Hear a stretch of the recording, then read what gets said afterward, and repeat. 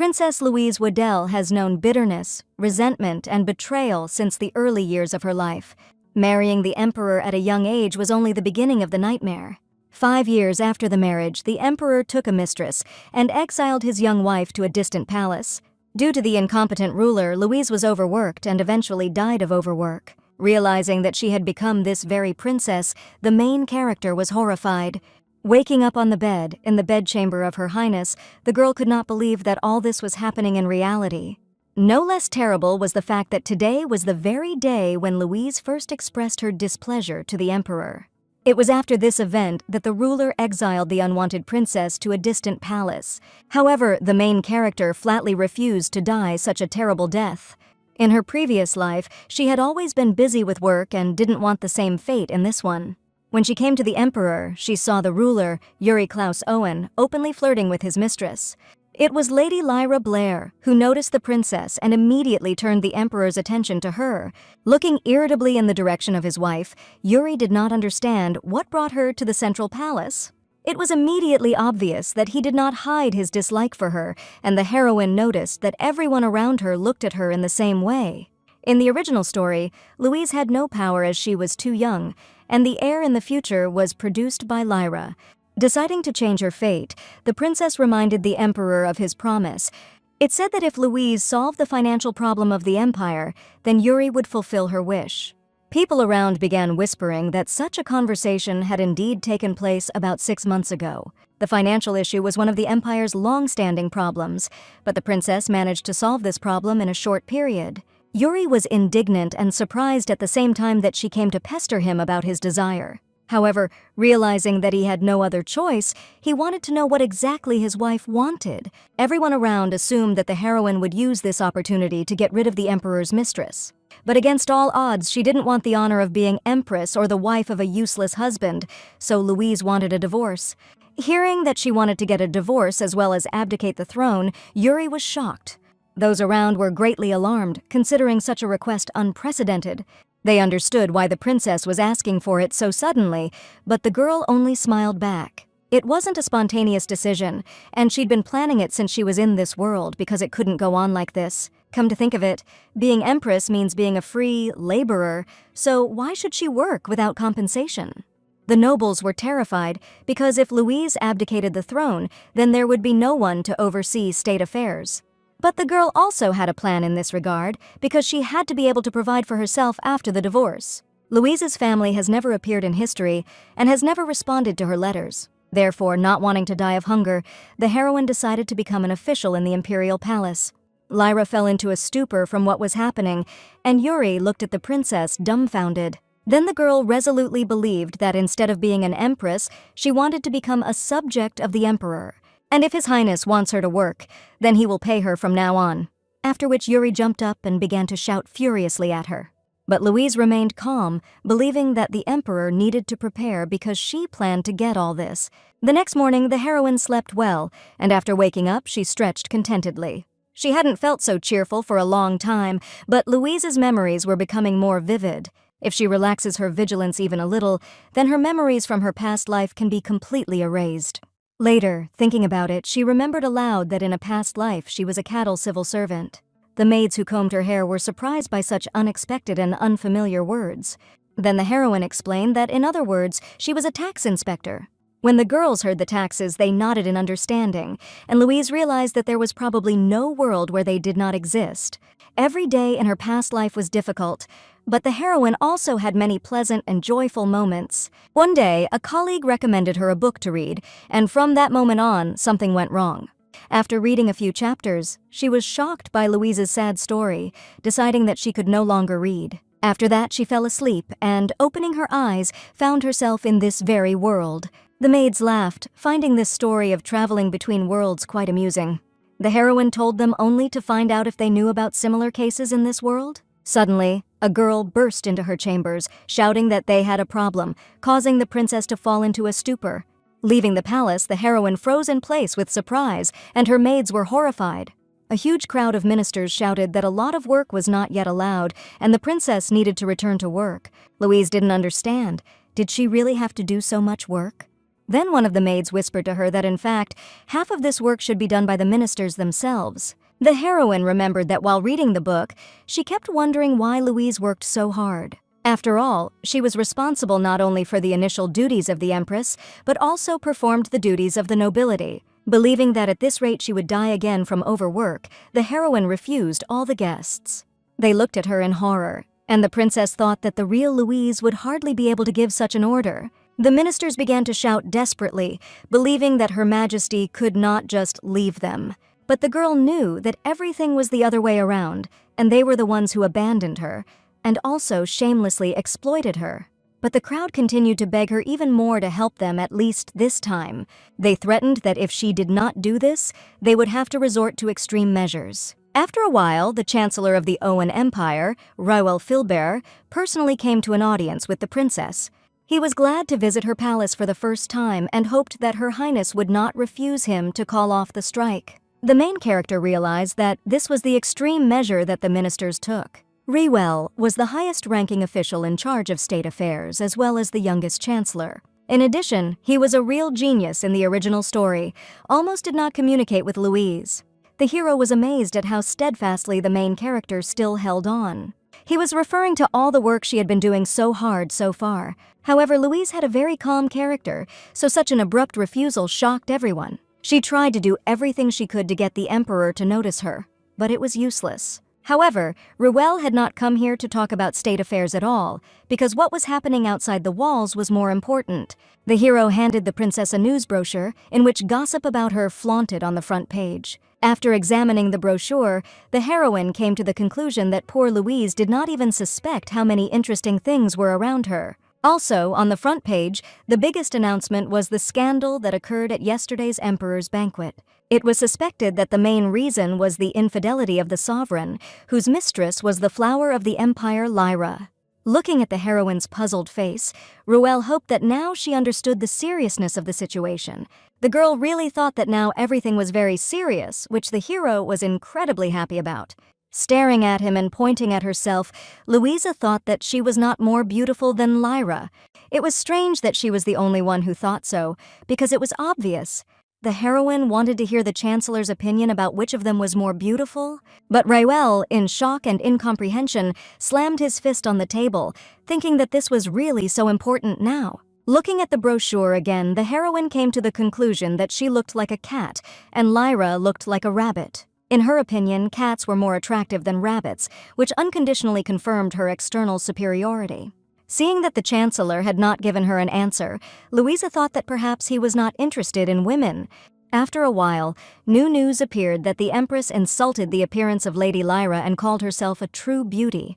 Reading this, lying on the couch and chewing cookies, the heroine realized that there were spies in the palace. They were all sure that she would not be able to get a divorce, which made the heroine uncomfortable.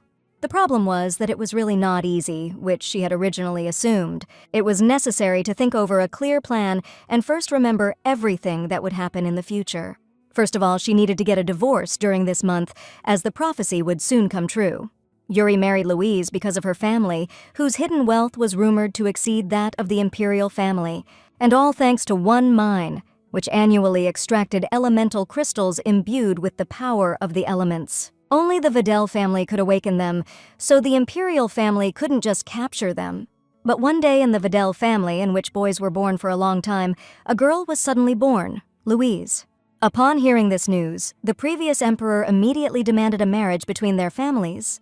Their goal was to give birth to an heir with Louise's blood, who could also awaken the crystals. However, Yuri was blinded by his love for Lyra and wanted to get rid of Louise, but at that moment, a prophecy sounded in the temple. It said that the daughter of the Red Iris would bring peace and prosperity to the empire, and the one who possessed her would become the lord of the continent. The Red Iris was the symbol of the House of Wadel, therefore, the daughter of the Red Iris was the heroine herself. And every nation, not just Owen's empire, aspired to become the ruler of the entire continent. Hearing this prophecy, Yuri's mother, the queen, feared that Owen might lose Louise and ordered the guards to keep an eye on her. Because of this, the main character was shocked that she was reborn into such a complex character. In her plan of action, she wrote getting a divorce, preventing prophecy and material enrichment. The girl understood that even if she divorced, the prophecy would still come true and she would become the key to conquering the entire continent. The imperial family would not miss such a chance, but the worst thing was that other countries might intervene as well. The best option was to return to the Videl family, but to do so, they had to decide what to do with the other families in the family. Suddenly, a maid burst into her room, giving the heroine the emperor's order for an audience. Louise immediately cheered up because at last this long-awaited day had come. As she walked down the corridor, she thought that the emperor hadn't called her for too long and must be up to something. However, it didn't matter, and the most important thing was that today she would finally get an answer. Near the entrance to Yuri's office stood Lyra, who, seeing Louise, did not understand what had brought Her Majesty here. The heroine stared at her, thinking that she was really allowed to enter the emperor's office. Lyra apologized to the heroine, as the emperor was busy now, and asked not to disturb him. Looking at her coldly, Louise decided that her mistress thought she was going to get in the way. Frightened, Lyra immediately pretended that this was not what she meant at all. Louise's maid decided to intervene, for the empress was there at the invitation of His Highness. Everyone believed that the emperor's mistress was a good person, but the heroine considered her a wolf in sheep's clothing. In any case, Louise didn't have time for all these games, and she wanted the girl to step aside. Lyra was horrified, pretending that she had always wanted to be friends with her, and the mistress turned out to be so evil. Then the heroine wondered if she had ever mocked the girl or asked her to stay away from the emperor. Communication with a man who does not know how to listen at all tired the empress very much. Deciding to return to her room, Louise ordered Lyra to tell Yuri that from now on, if he had anything to say, let him write to her. At that moment, the door abruptly opened and the emperor came out to them, who did not understand why such a fuss came from. Lyra immediately threw herself into his arms, all in tears and looking at Louise with resentment. The main character curtsied to His Highness, deciding that it was time for her to leave. Taking her hand abruptly, Yuri did not understand whether she had been told that he wanted to talk to her, which made Lyra fall into a stupor. So Louise came here, but she was immediately informed that Yuri was busy, which greatly surprised the emperor. He immediately beckoned the heroine to his office and decided that his mistress could wait for him at her place for the time being. Entering the study and sitting opposite each other, the emperor wondered if the girl was feeling better. He was sure that she had put on this whole show just for his attention, and did not understand how much longer Louise intended to continue. Making a sad look, Yuri understood that it was a mistake to bring a mistress without warning his wife, and he should have consulted. The reason for its appearance was that Lyra's family was on the verge of ruin, and many members had dispersed to other possessions. The girl herself and her younger brother were forced to wander between relatives, so the hero brought her here out of pity. Stopping his monologue with a gesture, Louise was not at all interested in listening to it, nor did she care about his thoughts on this matter. The emperor was surprised to think that the heroine understood his feelings. He hopes that the empress will let go of all her grievances and return to her duties as soon as possible. Looking at him in bewilderment, the heroine wanted His Highness to stop talking this nonsense and simply divorce her. Realizing that she was serious, the emperor's face sharply darkened. Louise wondered if he really thought she had been joking all along. Then Yuri fearfully decided to find out what would happen if he did not allow it. In that case, he would simply leave the empress no other choice, even though she wanted to do her best. Becoming even more confused, the emperor silently looked at her, expecting to hear the worst case. As it turned out, if he does not give a divorce, then Louise will also get a lover. Moreover, the emperor himself was not at all to her taste, which made the monarch completely taken aback. Having found out all this at the next meeting, Ruel was shocked, thinking the empress was crazy. He hoped that she would have the wisdom to come up with another option, but this was the only way out for the girl. The chancellor understood that such actions would undoubtedly affect the reputation of the heroine. However, Louise, on the contrary, enthusiastically understood that the turbulent, personal life of the empress would become quite a relevant topic for gossip. Ruel realized that she wanted to see if Yuri would divorce her if it somehow affected the reputation of the imperial family. Even if the emperor refuses to divorce, the only option for her is to be exiled in disgrace. Horrified by these words, the hero was also not delighted that the heroine continued to read news brochures. Taking it from the table, he saw an advertisement on the front page that Louise was looking for a lover, tired of the emperor's indifference. Screaming in shock and indignation, he demanded that the article be republished immediately, making corrections. However, according to Louise, it was too late, because for sure the article had already spread throughout the continent. What's done is done, and while Ruel was in a trance from what he had experienced, Louise was happy to eat the cake. The hero was sure that if the first prince was here, the empire would never be in such a state. The girl remembered that she had once seen a portrait of the first prince in one of the corridors of the palace. His name was Regan Klaus Owen, and everyone believed that he was missing. He was the legitimate son and heir of the empire, but due to an accident, power ended up in the hands of his younger brother, Yuri. The heroine remembered that he was mentioned only once in the book, without any influence on the plot. She found out that the previous emperor had health problems, because of which he went to another country for treatment. Regan decided to visit his father and went there, but his crew fell off a cliff and all the escorts were killed. It is also said that they were attacked, but the body of the first prince could never be found, so many believed that he survived. Hearing that he would one day return and restore order to the empire, Louise thought that he must have been an outstanding man. However, Ruel shook his head intensely, considering Regan even more stubborn than the current emperor. The hero knew that the first prince was nicknamed Lightning, and he had never met a more narcissistic person. Despite this, Regan enjoyed universal respect and the people pinned great hopes on him. The chancellor also believed that one day the prince would return and put an end to all the imperial chaos. The heroine was very surprised that she was also part of this chaos. But Ruel was shocked by her last actions and did not know what to do with all this now. However, the girl believed that he should not interfere because she was quite serious. Who knows, maybe this will be her chance to find her destiny in this world. Meanwhile, in the neighboring empire of Zenoa, a thunderstorm was raging over one of the northern settlements. In one of the taverns, people were enjoying a feast while discussing the incredible amount of thunderstorm in the sky. Suddenly, the door opened, and a lonely traveler walked inside, wanting to spend the night there. The young man was surprised that it was not so dark yet, but there were already a lot of people in the tavern. The hostess believed that the recent events in the Owen Empire, where the imperial family was rumored to be in turmoil, were to blame. Giving him a pamphlet, she pointed to the Empress's announcement of a lover. Snorting from what he saw, Regan laughed sincerely, surprising the woman with his reaction. Looking at the photo of Louise, he realized that this child was cooking something interesting for them. Pretending that he urgently had important things to do, the hero began to hastily get ready for the road. Taking a news brochure with him, he poured 10 gold coins to the hostess for it, which shocked her. The newspaper cost only 5 silver pieces, and the woman tried to return them, but Regan had already disappeared. As he mounted his horse, he thought that at last the time had come for him to return. After a while, the number of citizens who supported the Empress grew rapidly. Many literary critics regarded her actions as a satirical expression of the pain of unrequited love. Louise only laughed when she read about it because she was much more serious than they thought. Her maids sitting next to her were delighted that their mistress was supported by so many people. The people criticized the emperor, demanding the release of the heroine, and this meant that she would be able to get a divorce within a month. The only thing was that the maids did not understand why she would go to work after she got divorced. After all, she was part of the Vadel family, although Louise herself had no idea where her family members were. In the meantime, another maid came and reported that a lord had arrived at the Empress's house. Louise did not understand who he was and was shocked to learn from the maids that he was the eldest son of the Vadel family. He was the first and only brother of the heroine, as well as the heir to the family. The Vadel family leaves the estate only when it comes to something important, and they came to the capital only once when Louise died.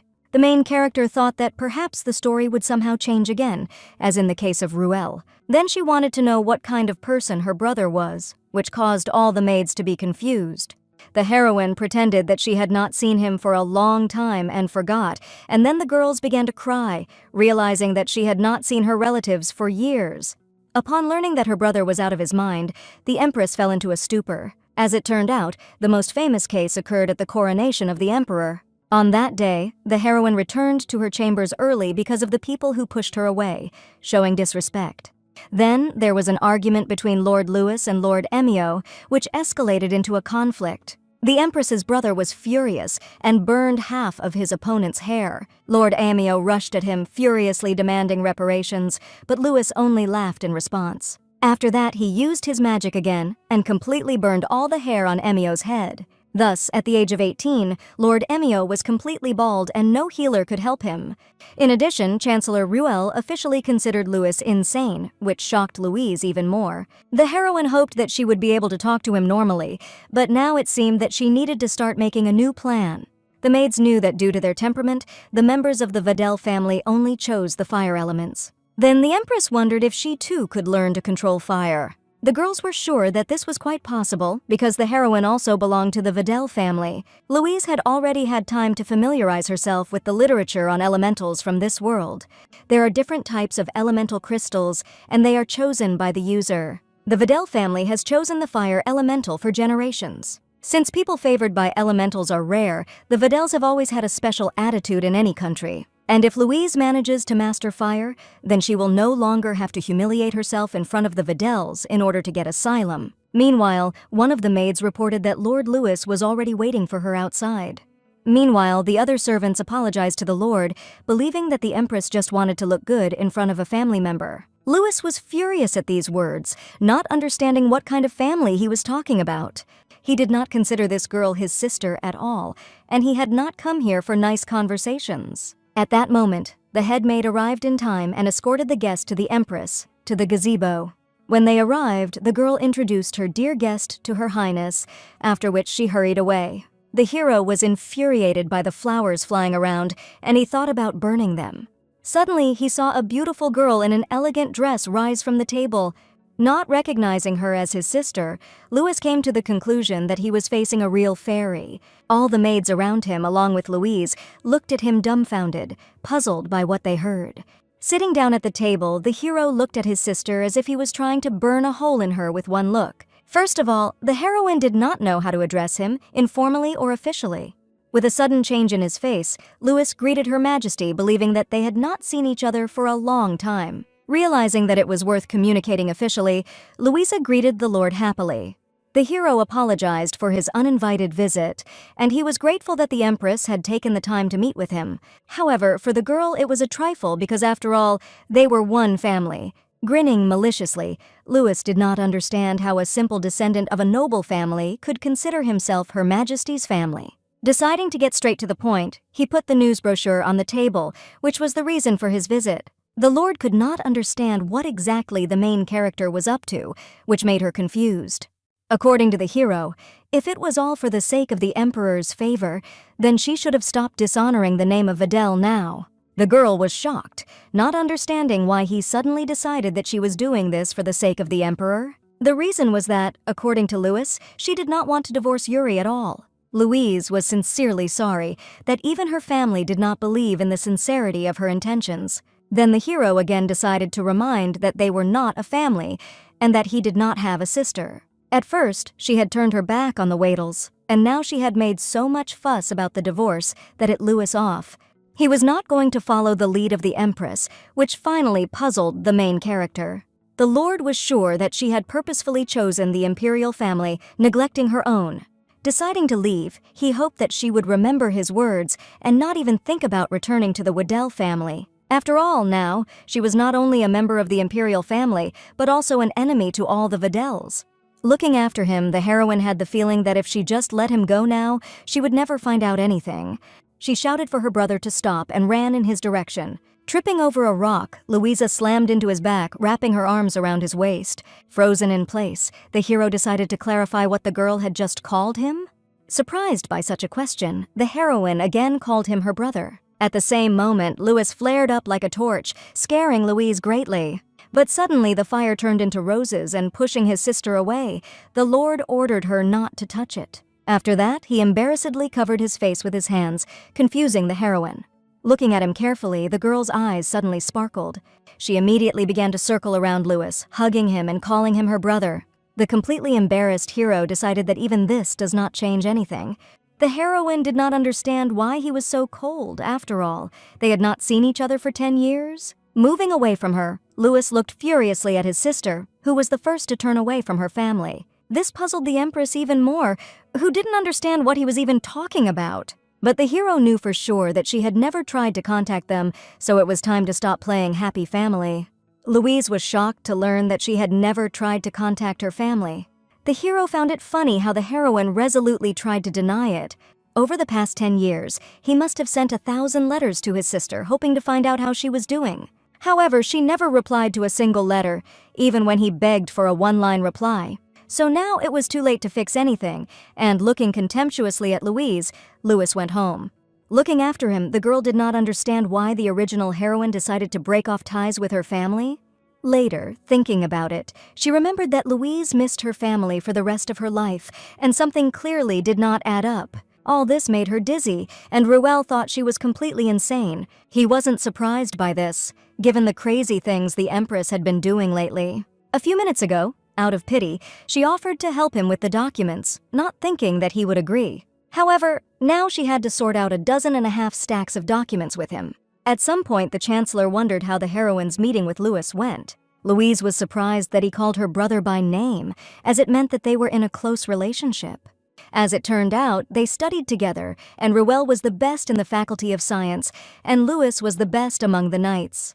The hero knew that the children of the Vidal family were excellent with the sword, and was also sure that if it were not for the wedding, Louise would also have graduated from the academy. Since she was good at administrative affairs, she could enter the Ruel department. The Chancellor wondered what exactly they were doing during the meeting.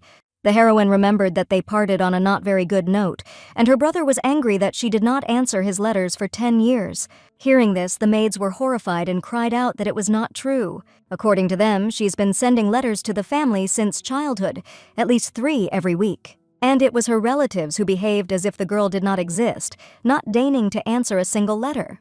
Realizing that both sides had written letters but no one had received them, Louise came to the horrible conclusion that someone had intercepted them. Having also made this conclusion, Ruel thought that someone wanted to completely cut off the heroine's connection with her family. However, it was clear that very few could intercept the letters right in the palace. It was immediately possible to remove Emperor Yuri from the suspects, since he was too stupid for this. And it was definitely not Lyra, since letters began to disappear 10 years ago, and she appeared in the palace only 5 years ago. Deciding not to guess in vain, the heroine intended to set traps in the future. After a while, Lord Louis sat in his estate, looking thoughtfully out the window. Suddenly, the butler informed him of the visitor's arrival, much to the lord's surprise. When he learned that he had been sent personally by the Empress, the hero was confused. Coming to the living room and seeing the messenger, the hero was greatly puzzled by the unexpected guest. Struggling to withstand his fierce gaze, Ruel timidly greeted his old comrade. The lord didn't understand why the Imperial Chancellor had come to see him in the first place. Hearing that he himself doubted the adequacy of his actions, Louis turned around and began to leave. Then Ruel admitted that someone had been stealing letters from the Imperial Palace for 10 years, which is why the hero suddenly stopped. It was for this reason that the lord did not receive a letter for 10 years. From the look on Louis's face, Ruel immediately saw how much he loved his sister. The heir to House Waddell was the most important troublemaker, hooligan, and bully of the Empire. However, in the first 7 years of his life, he had a very different heart. When he learned that Louise had been taken away by the imperial family, he left the academy that same year, stunned by this. Then the future chancellor simply condemned him, not knowing the whole picture of what was happening. However, now, the Empress was making every effort to deal with the entire situation that had arisen over the past 10 years. In addition, Louis clearly did not hate her, so he had to stop acting like a child. At the same moment, the table next to the chancellor burst into flames, causing him to jump away in horror. The butler quickly extinguished it, and Ruel thought that the hero's wife must possess the element of water. Continuing the conversation, the chancellor admitted that they had narrowed down the circle of suspects, and only one remained, but they are not yet sure. The hero wondered what his comrade was going to do now, because surely he had a plan. As for the plan, at the moment the Empress was heading directly to the suspect. Hearing this, the lord's eyes clouded with the horror and rage that gripped him. He was furious when he learned that Ruel had sent the child alone to an unknown and dangerous place. However, the chancellor did not consider her fragile at all, but on the contrary, he was sure that she was the devil in the flesh. At the same moment, his chair caught fire, after which the butler poured a bucket of water on him with lightning speed. Grabbing Ruel by the collar, the hero demanded that he be taken to his sister immediately. Meanwhile, Louise's headmaid hurriedly descended the stairs, hoping to catch the messenger in time. She gave him a letter from the Empress, which urgently needed to be given to Lord Videl. Taking the letter and mounting his horse, the messenger hurried forward under the watchful eye of the maid. At the same time, Louise was standing nearby, hiding behind a tree, and together with the maid, they went after the messenger. Arriving at the palace of the Emperor's mother, the messenger handed a letter to the heroine, Her Majesty's chief servant. The woman did not understand whether the Empress was really so stubborn or maybe just stupid. The messenger tried to be careful, fearing that he might be caught, but the maid was sure that Louisa was too stupid for that. And even if they were caught, the Emperor's mother was on their side, and the little Empress would not be able to do anything. At that moment, Louise appeared, wondering if they were really talking about her. The messenger was horrified, looking at the heroine with fear, and unable to find words to justify himself. Looking innocent, the maid thought it was a simple misunderstanding. Louise was surprised that a woman dared to say such a thing when she was caught by the hand. At this moment, the maidservant of the Emperor's mother looked at her with a look of disdain. The heroine responded in kind, realizing that an ordinary maid has no right to look at the Empress like that. The woman began to speed up the Empress for shamelessly breaking into the palace of the Emperor's mother in her absence. The girl could not understand whether the maid really thought that she and a simple messenger could steal the Empress's letters. The woman admitted that she could not return the message to her, as it was a direct order from the mistress. From this, Louise deduced that the Emperor's mother had ordered them to commit a theft, which made the maid furious. But as soon as the girl wondered if the Emperor knew about this, the maid immediately calmed down and fell into a stupor. Turning around, the heroine decided that if His Highness really did not know, then she should go to him right now and report. She wondered if the Emperor's mother had really gone to such lengths to separate them from their family. It would be wiser to use it to gain the favor of the Waddles. Turning back to the servants, the Empress decided to give them one last chance to return the letter. Snatching the letter from the hands of the maid, the messenger ran to the Empress to give it back. He initially believed that all this was wrong, but no one listened to him. He apologized to Her Highness, admitting that he simply had no other choice, since there was an order from the Emperor's mother. However, the heroine calmed him down, because she had already given them a chance, and now, Louise wanted to get all the letters stolen for 10 years. The messenger immediately hurried to carry out the order, remembering that they were somewhere in the palace. The maid was horrified, realizing that the former Empress would blow his head off when she found out. At this time, Louise's chief servant arrived, bringing with her a detachment of knights. Looking furiously at the woman, the heroine immediately gave the order to lock her up. The maid began to desperately appeal to her sanity, for she was a personal service to the Emperor's mother. And if the mistress found out what Louise had done to her, there would surely be consequences. Smiling back, the girl thought that she would definitely deal with it. The maid was shocked when she realized that the heroine was not afraid of her mistress. However, if Louise had been afraid, she would not have started all this in the first place. Suddenly, the woman chuckled, thinking that Her Highness probably wanted to visit that room again. And the maid wondered if the Empress would be all right then. The heroine did not understand why the original Louise tolerated such an attitude towards herself. In any case, it was time to move on as hunger began to come. As soon as the girls returned to their palace, the maids suddenly introduced the guest of the Imperatriza, Lady Lyra. The heroine was surprised by the appearance of this cunning fox, thinking that she probably would not rest today. In a curtsy, the girl bowed to the Empress and greeted her joyfully. Sitting down at the table, Louisa hoped that the unexpected guest would be brief, since she was very tired. As it turned out, Lyra just wanted to apologize for what had happened recently. She behaved disrespectfully towards the Empress, as she was not informed that Yuri himself had summoned her. The heroine pretended to understand her anxiety, because the Emperor was busy all the time. And if Lyra was done with this, she had better leave as soon as possible before the tea was brought. The girl began to apologize even more, and then Louise decided to find out if she wanted to say something else. In fact, Lyra was curious to know what she and His Highness were discussing back then. However, she could have asked the Emperor himself if he did not want to tell her. Lyra immediately lost her temper, thinking that he was always telling her everything, but now he was just busy and she didn't want to bother him. Louise admitted that Yuri wanted to talk about her request for a divorce. She proposed again and he refused. Feeling incredibly terrified, the girl did not understand why His Highness refused her. But the heroine herself did not know the answer to this question, and she wanted it to turn out to be a lie. Shuddering with horror, Lyra decided to clarify what the heroine plans to do now. Louise understood from her question that the emperor had clearly decided not to let his mistress know that she was looking for a lover. The girl understood that because of her, the heroine and his highness had moved away from each other. Having applauded her, Louise was glad and surprised because she thought that it would take Lyra 10 years to realize this. Falling at her feet, the girl really wanted to make friends with the empress, as well as serve her. She was sure that they would be able to get along because they both had younger brothers and sisters. Now, Lyra spoke the same way as the emperor, but according to the girl, she was just trying to understand him. She was quite content with her position as the emperor's concubine and did not want to encroach on the empress's place at all. Then Louise reminded her that the real world is not a fairy tale and a happy ending always means sacrifices. Lyra and Yuri inadvertently demanded sacrifices from her and then pretended that she rejected their goodwill. Saddened, the girl decided that her highness was too harsh. Louise was strange to hear such a thing about someone who was having a completely rational conversation with her own husband's mistress. Unable to stand it, Lyra screamed, considering her cruel, and if the heroine had initially compromised, then everything would have been fine. Louise thought that it was rather selfish of her to talk about compromise while trying to take everything away from the empress. Suddenly, the main character rethought this conversation, not understanding why she was arguing with her at all. First of all, she clarified that this was indeed Lyra's first visit to the Rose Palace. The girl found it incredibly spacious, luxurious, and majestic.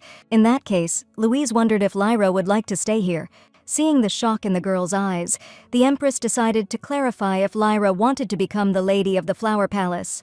Louise knew that she would never be able to persuade the emperor, as long as it was in his interest, that she should remain in the palace.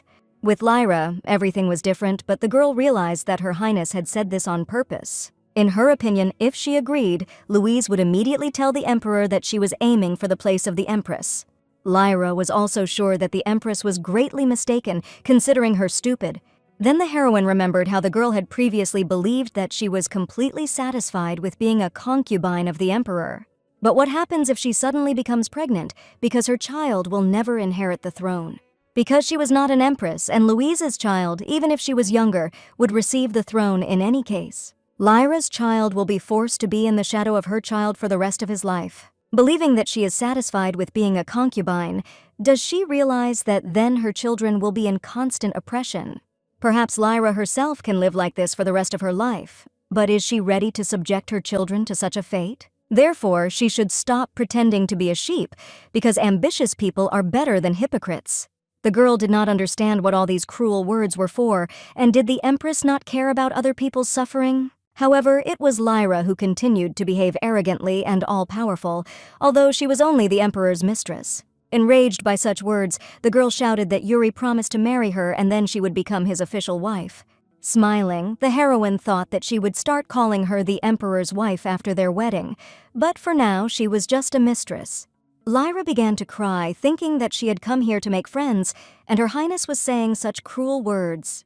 The empress's maids standing nearby were confused by her tears.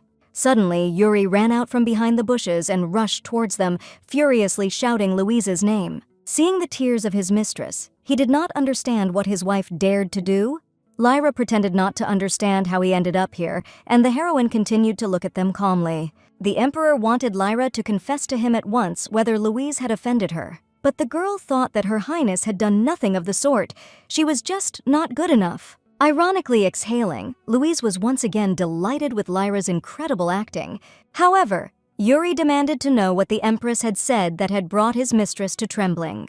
The heroine pretended not to know. Maybe she was trembling because the sun was setting and it was already cold? The emperor did not understand how she could be so shameless, for she must have called Lyra here to throw mud at her.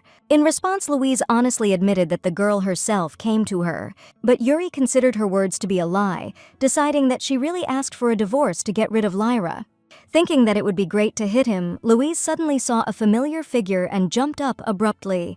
After that, she fell to her knees in front of the emperor, confusing him. Being shocked, Yuri thought that she had finally decided to apologize, although it was already too late. Looking at him coldly, the heroine wanted him to stop talking this nonsense. After that, she immediately began to demonstratively cry, which further puzzled those around her. Running to her, the maids began to calm the mistress, wiping away her tears. The emperor shouted that he would not forgive her, even if she sobbed on her knees before him. Lyra supported him because the heroine was the first to be rude to her, and now she wanted to make her look guilty.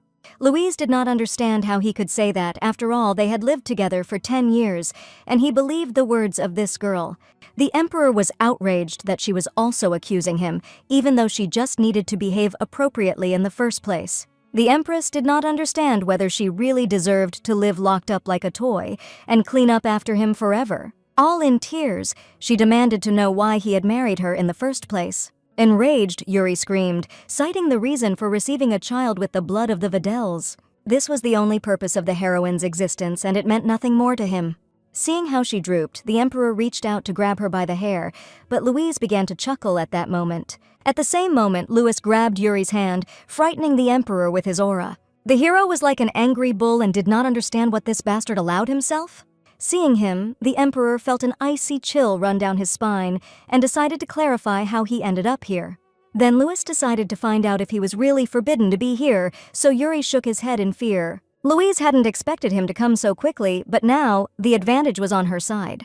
Looking at her satisfied face, Lyra froze in place with horror and incomprehension. The heroine wondered if she really thought that she was the only one here who could cry like that. Louis immediately hurried to his sister, wondering why she sat down on the cold floor.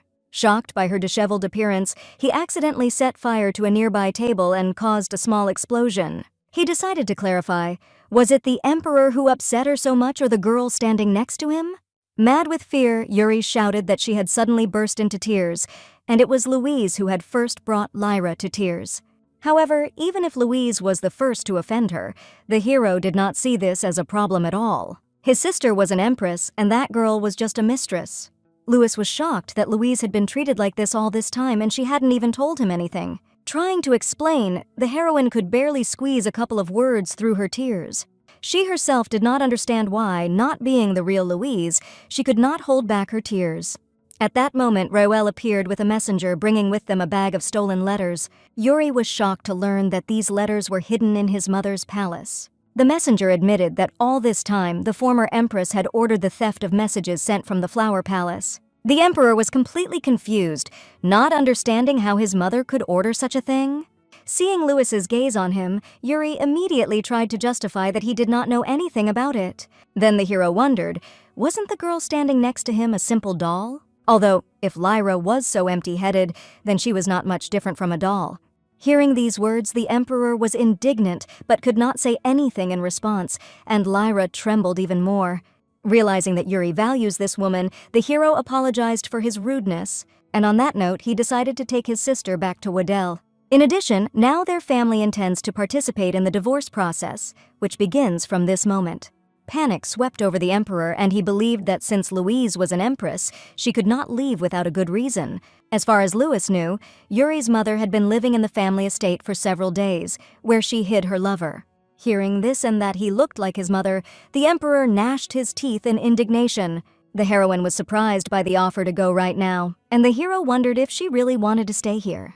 Not understanding how he could have thought of such a thing, Louise immediately took her brother's hand joyfully. After that, they bowed out, and Louis reminded Yuri that the Videl estate was far away. He also knew that his sister had already submitted all the divorce papers and wanted the emperor to send them as soon as he agreed. Seeing that even His Highness couldn't stop them, Louise wondered at the power of the Videls and didn't understand why she was stuck here before. Calling out to her, her brother decided to apologize for being so late. He was also very sorry for being so rude when they had recently met. Seeing the tears in her eyes again, Louis thought that she was no longer a child, and it was time for her to stop crying. He immediately helped her wipe away all her tears, noticing how much she had grown. However, he was sure that deep down she would always remain his little Louise. The heroine could hardly believe in this, and her brother decided that she had always been and would always be Louise Waddle. Realizing that she was not Louise, the heroine experienced very strange sensations. Louis's words made her feel like she had become one with the original Louise. The hero decided that it was time to return, especially since all the news had probably already reached his father. Suddenly, Louise only now realized that she would meet the Duke of Videl for the first time. Meanwhile, at the Vadel Manor, a servant hurried to his master to give him the latest news. After learning from others that the Duke had important things to do, he thought that how could this be more important than Louis? After all, even if the Lord beat the Emperor, Duke Videl was now spending time with portraits of the Duchess and Lady Louise. He had this precious time only once a day, so it was urgent. Therefore, if the servant wanted to live to old age, he had to be patient and wait. Finding this ridiculous, the servant asked them to tell their master that Lady Louisa was returning home with Lord Louis. At the same moment, the door leading to the Duke exploded, creating a powerful wave of energy. From the smoke and ashes came the formidable figure of the Duke, who wanted the servant to repeat his words. Meanwhile, while in the family estate, the Emperor's mother struck her maid. She ordered to immediately take away this stupid woman who could not even serve tea normally. Remembering the beauty of her musicians, the former Empress Marilyn ordered to call them in order to cheer herself up. Then one of the servants decided to inform the lady that vile rumors about her were being spread among the people. Namely, that she summons musicians in order to discreetly enjoy obscenities. Enraged by what she heard, Marilyn ordered those who spread such rumors to be brought to her immediately. Hearing that this was almost impossible, she thought that the servant was looking down on her since she had been a commoner before. Grabbing him by the collar, she thought that even if she came from a humble family, she was now in the highest position. Therefore, the servant had to go and immediately find the rumors and then punish them. At that moment, another servant ran into them, who brought an urgent letter from the Emperor. Horrified by what she read in it, she immediately ordered to start packing her things and prepare to return to the capital. Marilyn was shocked and confused, not understanding what had happened there during her absence. At this time, sitting in the carriage, the heroine was not sure that she could just go home in this form. Louis felt that there was nothing to worry about, except that he was a little worried about the Emperor's mother. Louise knew that usually the Emperor and Empress had more power than their parents, so why was she so feared? However, the hero was sure that he and his father would protect her, and his sister had nothing to fear. But this was the catch, because if the brother was so crazy, then what can we say about the father of the family? Suddenly, the hero remembered that he had forgotten to tell someone that he was going to take Louise with him. As it turned out, it was about his friend and guest, who was staying at the Videl estate for the time being, which, however, did not mean anything to the girl. Suddenly, an escort appeared from the window and began to point his finger in the direction of the Videl castle. Looking at him through the window, the heroine did not understand what it was in front of her. Along the beautiful streets, there was a view of the majestic castle, similar to a huge mountain, striking in its scale. Louise had heard of the Wadel's impressive fortune before, but had not thought of seeing a more noble family than the royal family. The hero knew that she would probably not like the gloomy appearance of the Black Castle, since she was supposed to look only at beautiful things. Therefore, he decided to ask his father to repaint the castle pink, but the heroine hastened to refuse. As it turned out, the Wadel estate was on the outskirts of Owen, and a border wall separated them. Beyond the mountain, behind the castle, was a plain that was a conflict territory, and beyond it was the Tristan Empire. The castle was deliberately made gloomy to hide the traces of fires, because the Videls often, unintentionally, use their powers. The heroine wondered if she could learn how to use a fire elemental. The hero nodded approvingly. After all, she was also a member of the Videl family. However, creating a bond with an elemental was not so easy, and there was a lot to go through. In the meantime, the servant announced their arrival, and as it turned out, the Duke decided to meet them in person. As he led Louise out of the carriage, Louis felt that she was not well. But the heroine was just a little worried about what would happen if her father suddenly did not like her.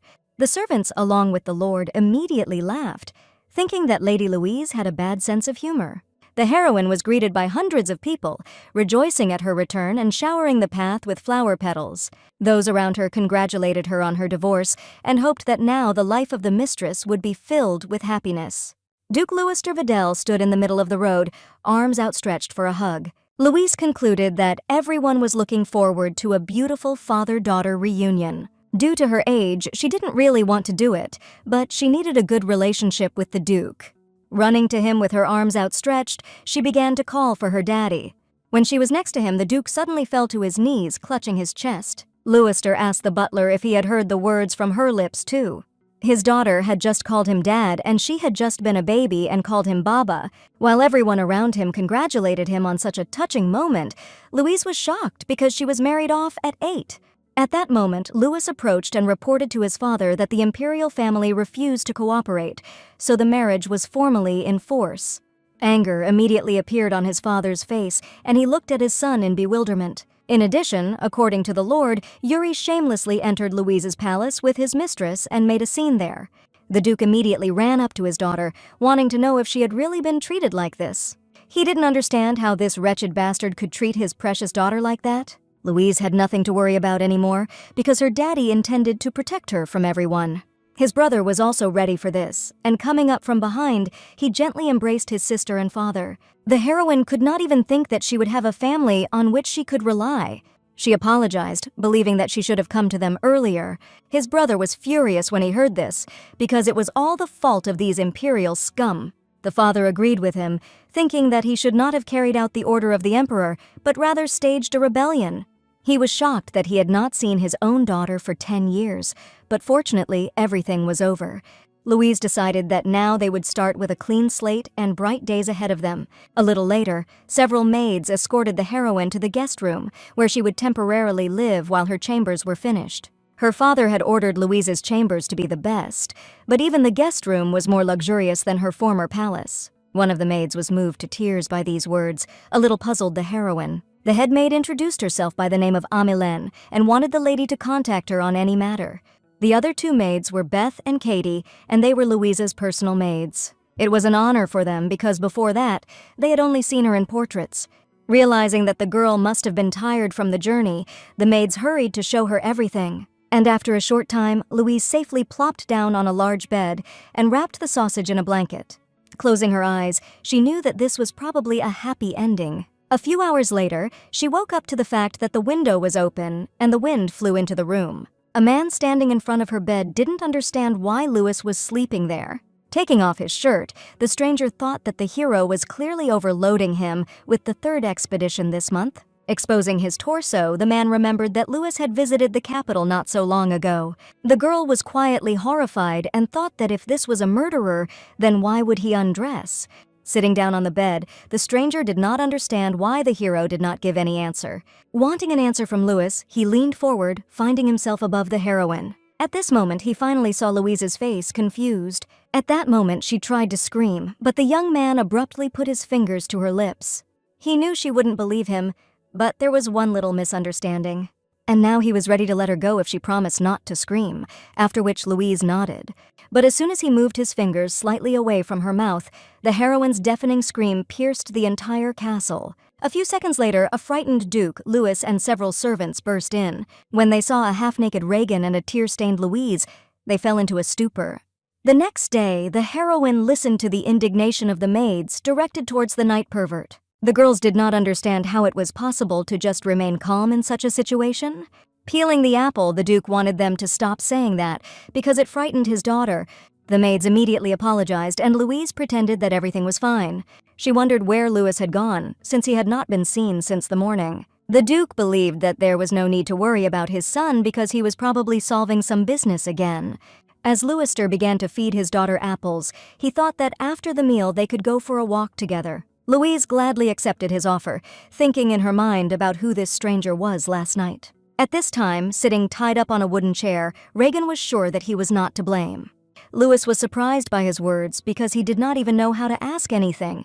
Then the hero thought that the Lord might need to remove this fire in his hand. Suddenly, Regan laughed, causing Louis to think he was insane. As it turned out, the reason for the laughter was that Louise was different from the little girl he remembered. The Lord considered it natural because 10 years had passed since their last meeting, and he did not understand why the hero decided to arrange demonstrations of his body in his sister's room. Regan was also frightened then and was sure that the heroine would hate him now.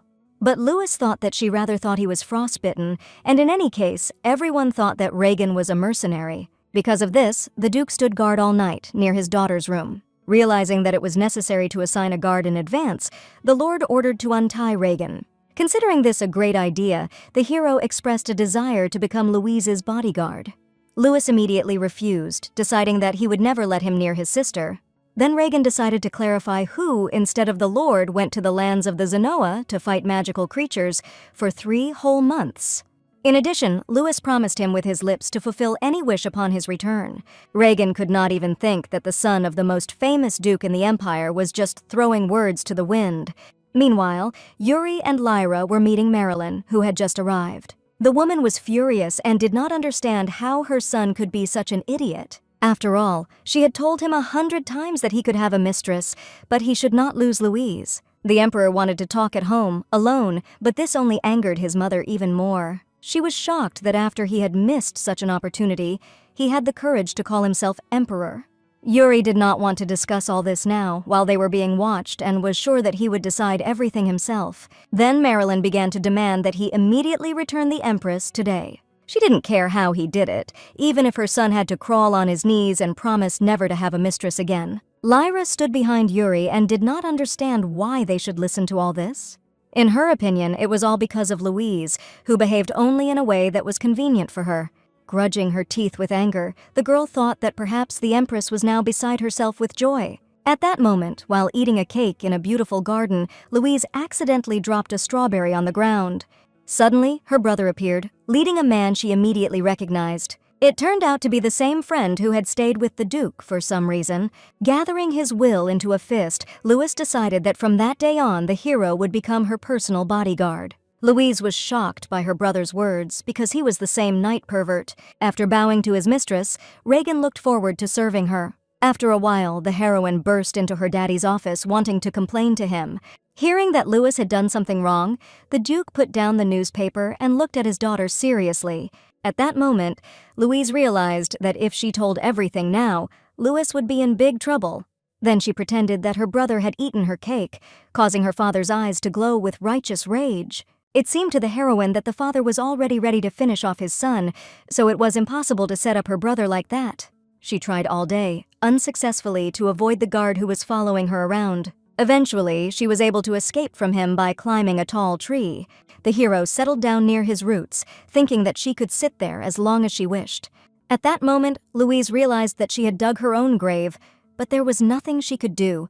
She remembered that the guards seemed to be friends with her brother, and she wondered what they had in common. As it turned out, the hero owed his life to the Lord for many years.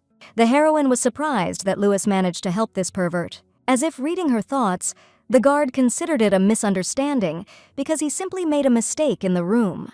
Louise then wondered why he had entered through the window in the first place, because if he had used the door, everything would have looked more normal. The hero thought that if she didn't believe in his friendship with the Lord, she could just ask the butler. The girl knew in her mind that if Louis himself had recommended him, then it could really be a simple misunderstanding. The guard remembered how he had an accident while being chased near the Waddle estate. He was betrayed by his own family, and if the Duke hadn't found him, they wouldn't be talking now. The heroine was surprised that he said this with a smile, because it must have been very hard for him. However, the guard was just used to being hated by everyone, and it was easier to just give up and not rely on anyone.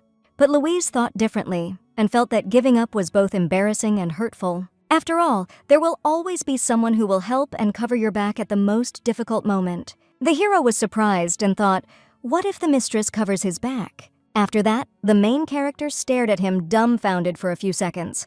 She didn't understand why he was talking to her as if they were old friends, especially if he himself expressed a desire to be her personal knight. In response, the hero only laughed heartily, which puzzled her even more. Louise was outraged, thinking that he was just laughing at her. She had been the first to turn down such an offer, so now she was just his friend's little sister. After a little thought, Louise came to the conclusion that it was really possible, so to speak. Smiling, the hero decided that since she refused, he simply had no other choice. He didn't want her to take offense at Louis, because he himself insisted on becoming her knight. The heroine was shocked, because if she had known earlier that he could leave so easily, she would not have climbed this tree. However, the hero did not want to force her to do what she did not want at all. Suddenly, a large explosion rang out behind him, from which Louis was rapidly approaching them. Covered in tears, the Lord sincerely hoped that his sister would forgive him for everything. Surprised by his appearance, the girl accidentally slipped off the branch and began to fall down. The thought was spinning in her head that had she escaped death from overwork in order to just die from a fall now? Suddenly, she felt the guard's arms wrap around her, catching her in flight. The hero hoped that she was not injured anywhere and carefully lowered the heroine to the ground. Louis, who ran to them, only wanted to know if his sister was okay. He was horrified that he had just caused her to fall out of a tree. Louise immediately hurried to calm her brother because he had nothing to do with it and she was safe. Hugging his sister, Louis hoped that she was asking him for scaring her without really explaining anything. The girl also apologized in response because she then shouted at them and ran away. At that moment, she looked back and saw how the hero turned around and began to leave. The heroine immediately ran to him, admitting and believing that he was not a pervert after all. She apologized for misunderstanding him and why she had run away in vain. However, if her brother trusted him, then Louise was ready to trust the hero. Taken aback by such words, the guard did not even believe what he heard at first. He hoped that she would really not regret her decision in the future. At the same moment, he took her hand and kissed her wrist, wanting to serve his lady. Louise was greatly embarrassed, her eyes rounded at her new knight.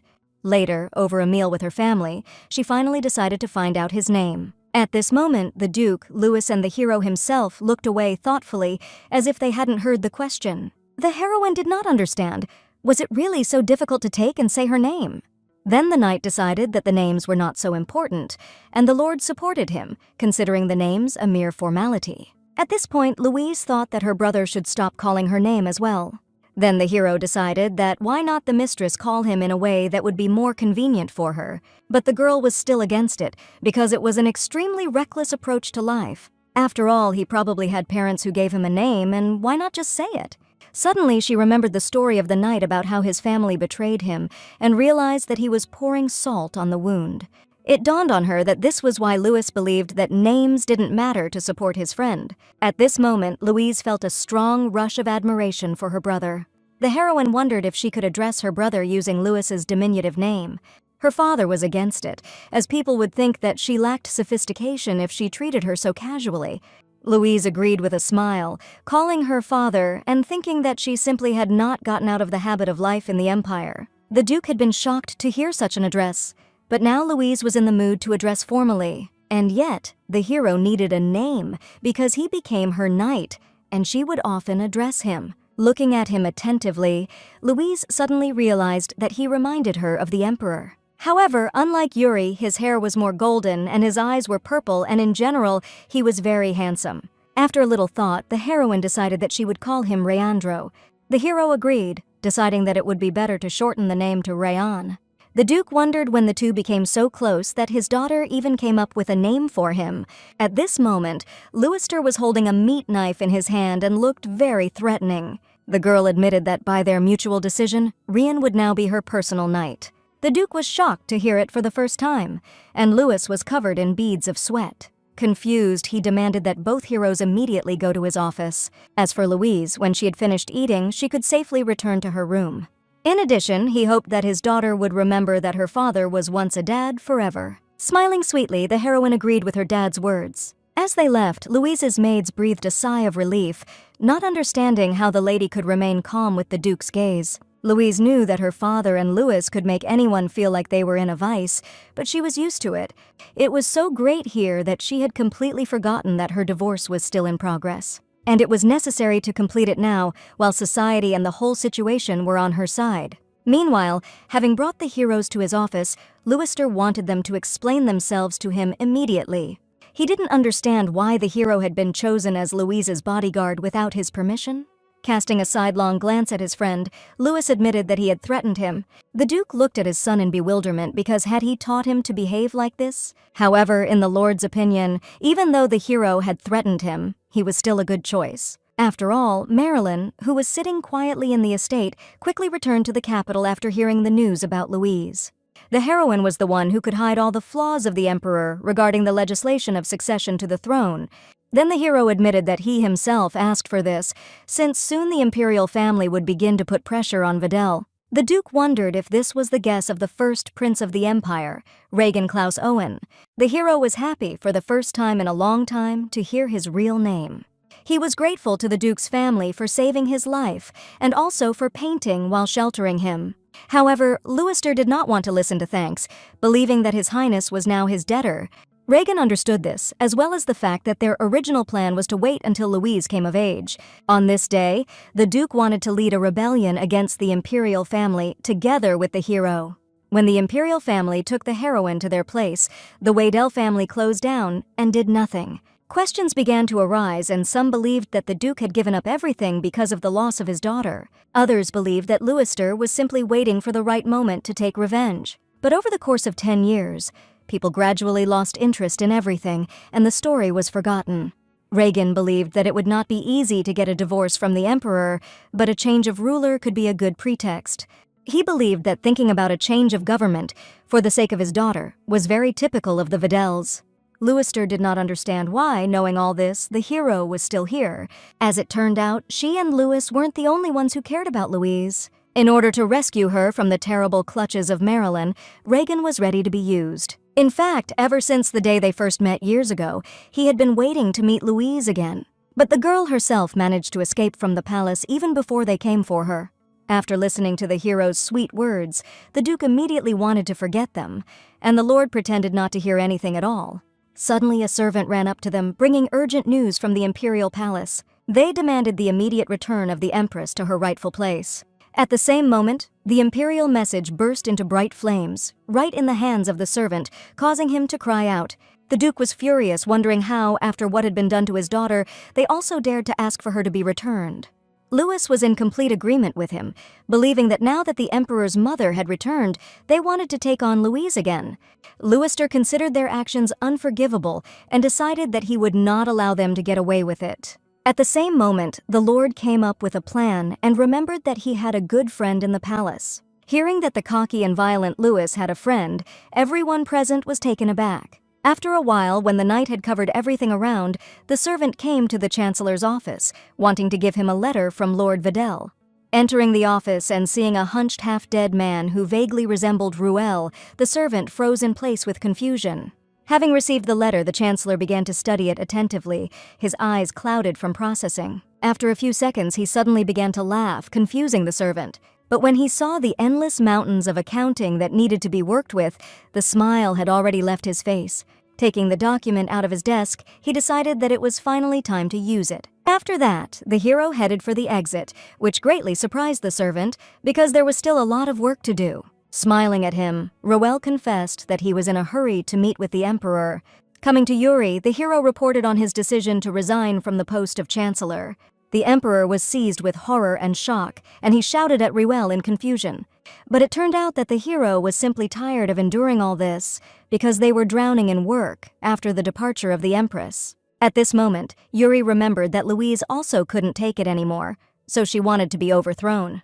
From early childhood, the Emperor was raised as a second prince, and he could even think that power would be in his hands. He had never been groomed for such a role, so it was overwhelming for him.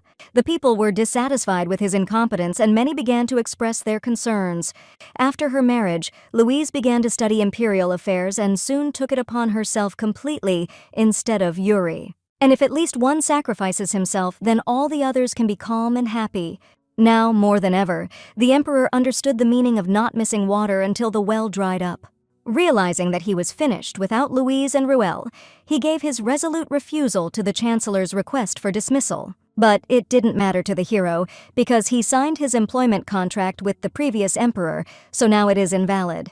In Owen, those born after the second son cannot be considered heirs, they are simply not recognized. Therefore, the first and second sons were lucky to be content with all the privileges of heirs. The rest, born after, do not even deserve to be considered family members.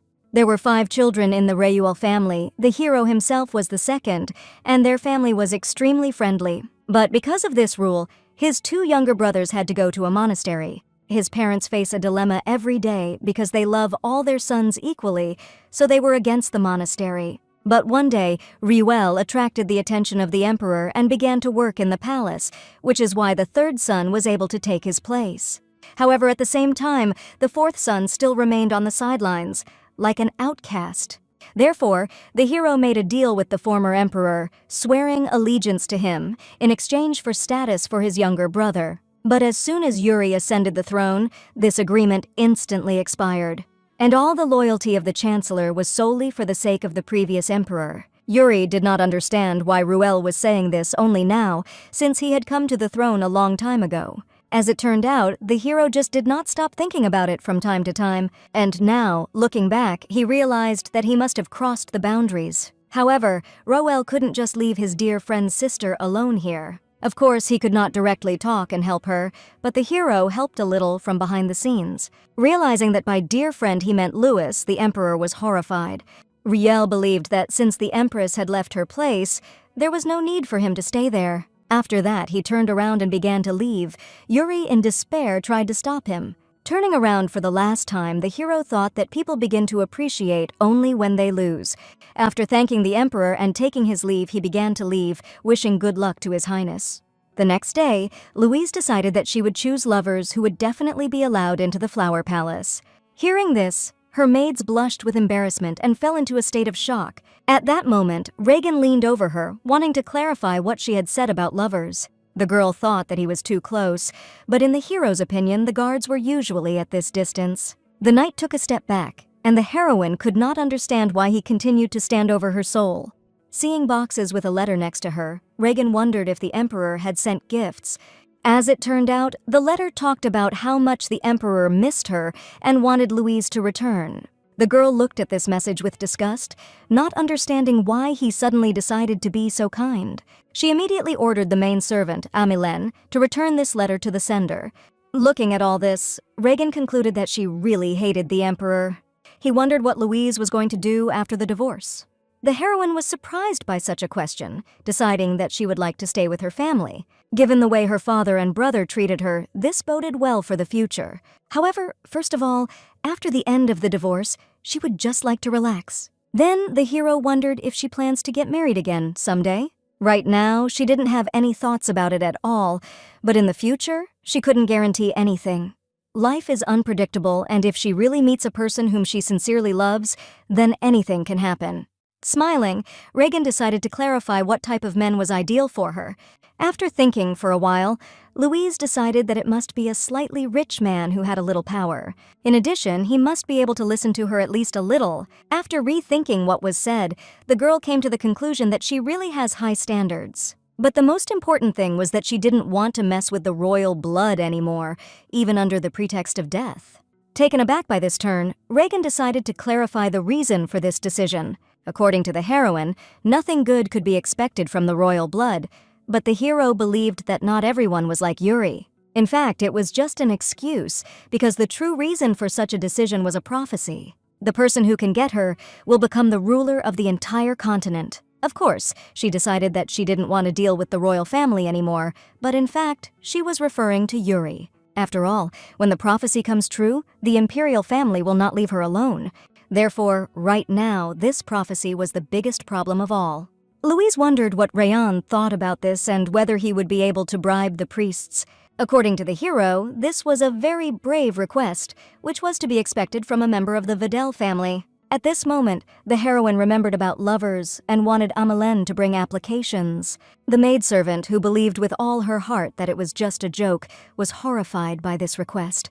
Bringing a stack of documents to Louise, Amilene was also surprised by the number of proposals received. The heroine herself did not expect that there would be so many of them. Perhaps it was all about a tempting salary. However, Amilene was firmly convinced that all the men were simply in love with her mistress. For starters, Louise decided not to take many lovers, limiting the number to 10, which shocked everyone.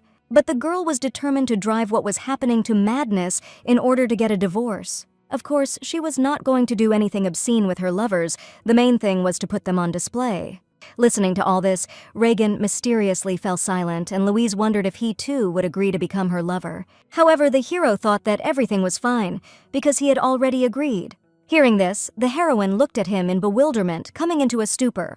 Attracting lovers was a mere formality to ruin a reputation, so anyone would do. However, Rian was her brother's only friend, as well as Louise's personal knight. Rian was a longtime guest of Waddell's house, which means she'll see him every day when she gets home after her divorce. Therefore, no matter what happened, this person was absolutely out of consideration. In addition, the heroine has only now realized that she still does not even know his real name. She turned to him with this question. However, the hero did not want to answer it. The heroine understood that it was her own fault that she arranged the test, allowing her not to disclose information. Reagan wondered what was the reason why he could not become the lover of a young lady. Louise didn't want this because he was a friend of her brother's, which made her feel embarrassed. Hearing this, the hero suddenly decided to move away for a minute, which slightly discouraged the girl. Looking at him suspiciously, she wondered where he had decided to go so suddenly. Looking at her seriously, Reagan decided to break off his friendship with Louis. The heroine immediately rushed to him and embraced him in a strong embrace, wanting to prevent this madness. Her brother already had friends. Count on the fingers of one hand, and she could not allow him to lose a friend. Smiling and understanding her feelings, the hero decided to make a bet with Louise. Earlier, she herself claimed that she would choose about 10 lovers. If Reagan was not among those she chose, he was ready to back down elegantly. Louise immediately found out from Amelan that at the moment she had received 107 applications. In other words, every 10th application could be from a hero, so the girl considered it unlikely that she would choose him. However, the second part of the bet was that if Reagan did become one of them, it would make him the dearest lover. After all, he sincerely wants to become her love and the only one of all. Taken aback by embarrassment, the girl did not understand whether he had just confessed to her. Was he just teasing her? He was too calm to take his words for a confession, but also too affectionate to take them as a joke. Looking at the low chances of his election, she decided to take a chance and accepted the hero's bet. Kissing her hands, Reagan was glad, because she promised and she would be able to take back her words. Jumping away in embarrassment, the girl was also glad that he had made a promise and in case of loss, he would simply retreat. First of all, Louisa ordered Emmeline to mark all applicants from House Vidal. In her opinion, Rian had been living in the Vidal house for a long time, which meant he had applied from here, so she had already won. After carefully looking through everything, the headmaid was very surprised, because there was not a single application from this house. The heroine was shocked, thinking that Aileen had imagined herself, but in the lists from the Flower Palace, everything was clear and clear. Looking at them carefully, there really was no one from the Vidal house, which was very strange. Laughing, Reagan hoped that she would not retract her words. The only claim that came from the north was from the lands of Zenoa. Ameline was sure that the hero could not have sent an application from there. Zenoa was a conflict-ridden territory that was still full of monsters and often had outsiders circumambulate the land. In the opinion of the chief servant, if rumors about the mistress had spread even there must have been chaos in the capital. Suddenly, Louise saw a note on this application that the candidate had been unrequitedly in love with a girl for 10 years.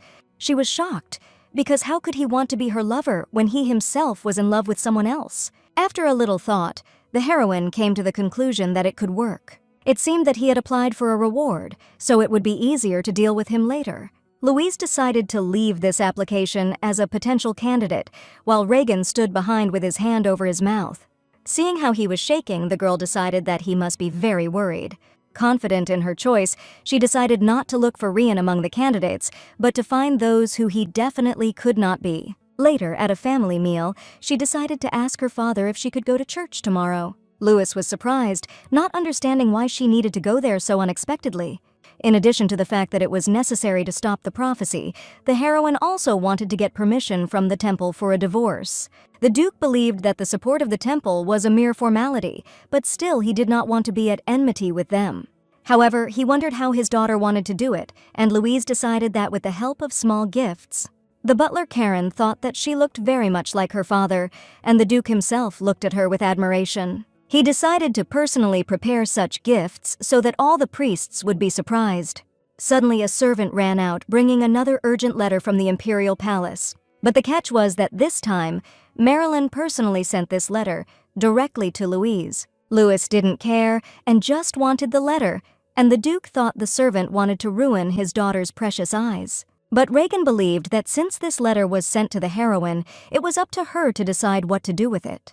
The girl agreed and wanted to read it herself, especially since she had just finished the meal. Her father and brother wanted to see her off, but Louisa decided that she could walk to the room herself and they could continue their dinner.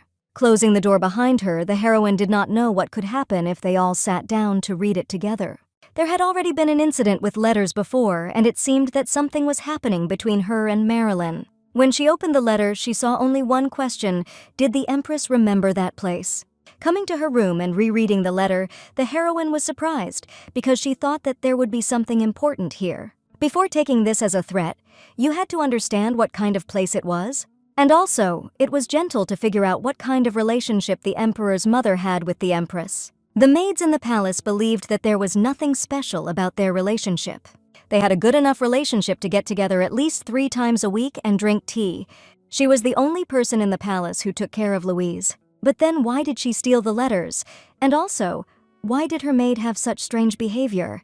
Marilyn's personal maid looked down on Louise, even though she was an empress.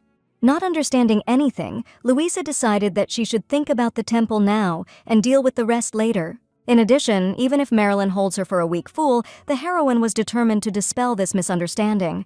The next day, as she sat in the carriage and headed to the church, she thought it would be great if her father and brother would go with them. Regan sat next to a satisfied face and realized that the Duke and Lord were busy. Looking at him, Louise knew that this impure knight was clearly glad of this. Before leaving, during breakfast, the butler ran into the dining room and reported problems on the wall of the northern border. And no matter how much her father and brother wanted to six, they could not leave it and go with the heroine. The hero was glad that the Duke had at least managed to prepare the gift, and Louise wondered what was inside the gift case. Regan was sure that since Leicester himself had prepared this, it meant something special. As he handed over the case, the Duke chuckled enigmatically, thinking that the priests would be furious. This bothered the girl. Besides, she heard some strange sound from inside. Then the hero offered to look there, but Louise was categorically against it because her father strictly ordered not to open it until he arrived. Meanwhile, the heroes were approaching the border of the central temple of the Pantheon and had to walk to the entrance. Stopping at the border, they got out of the carriage and later, approaching the temple, the girl heard a strange noise. When she saw Rian take a white mask out of her pocket and put it on her face, she was very puzzled. The hero pretended to be embarrassed when people looked at him. Meanwhile, the morning prayer in the temple ended and a large crowd of people came out of the door. Regan hoped that his companion would be careful and not drown in this gathering.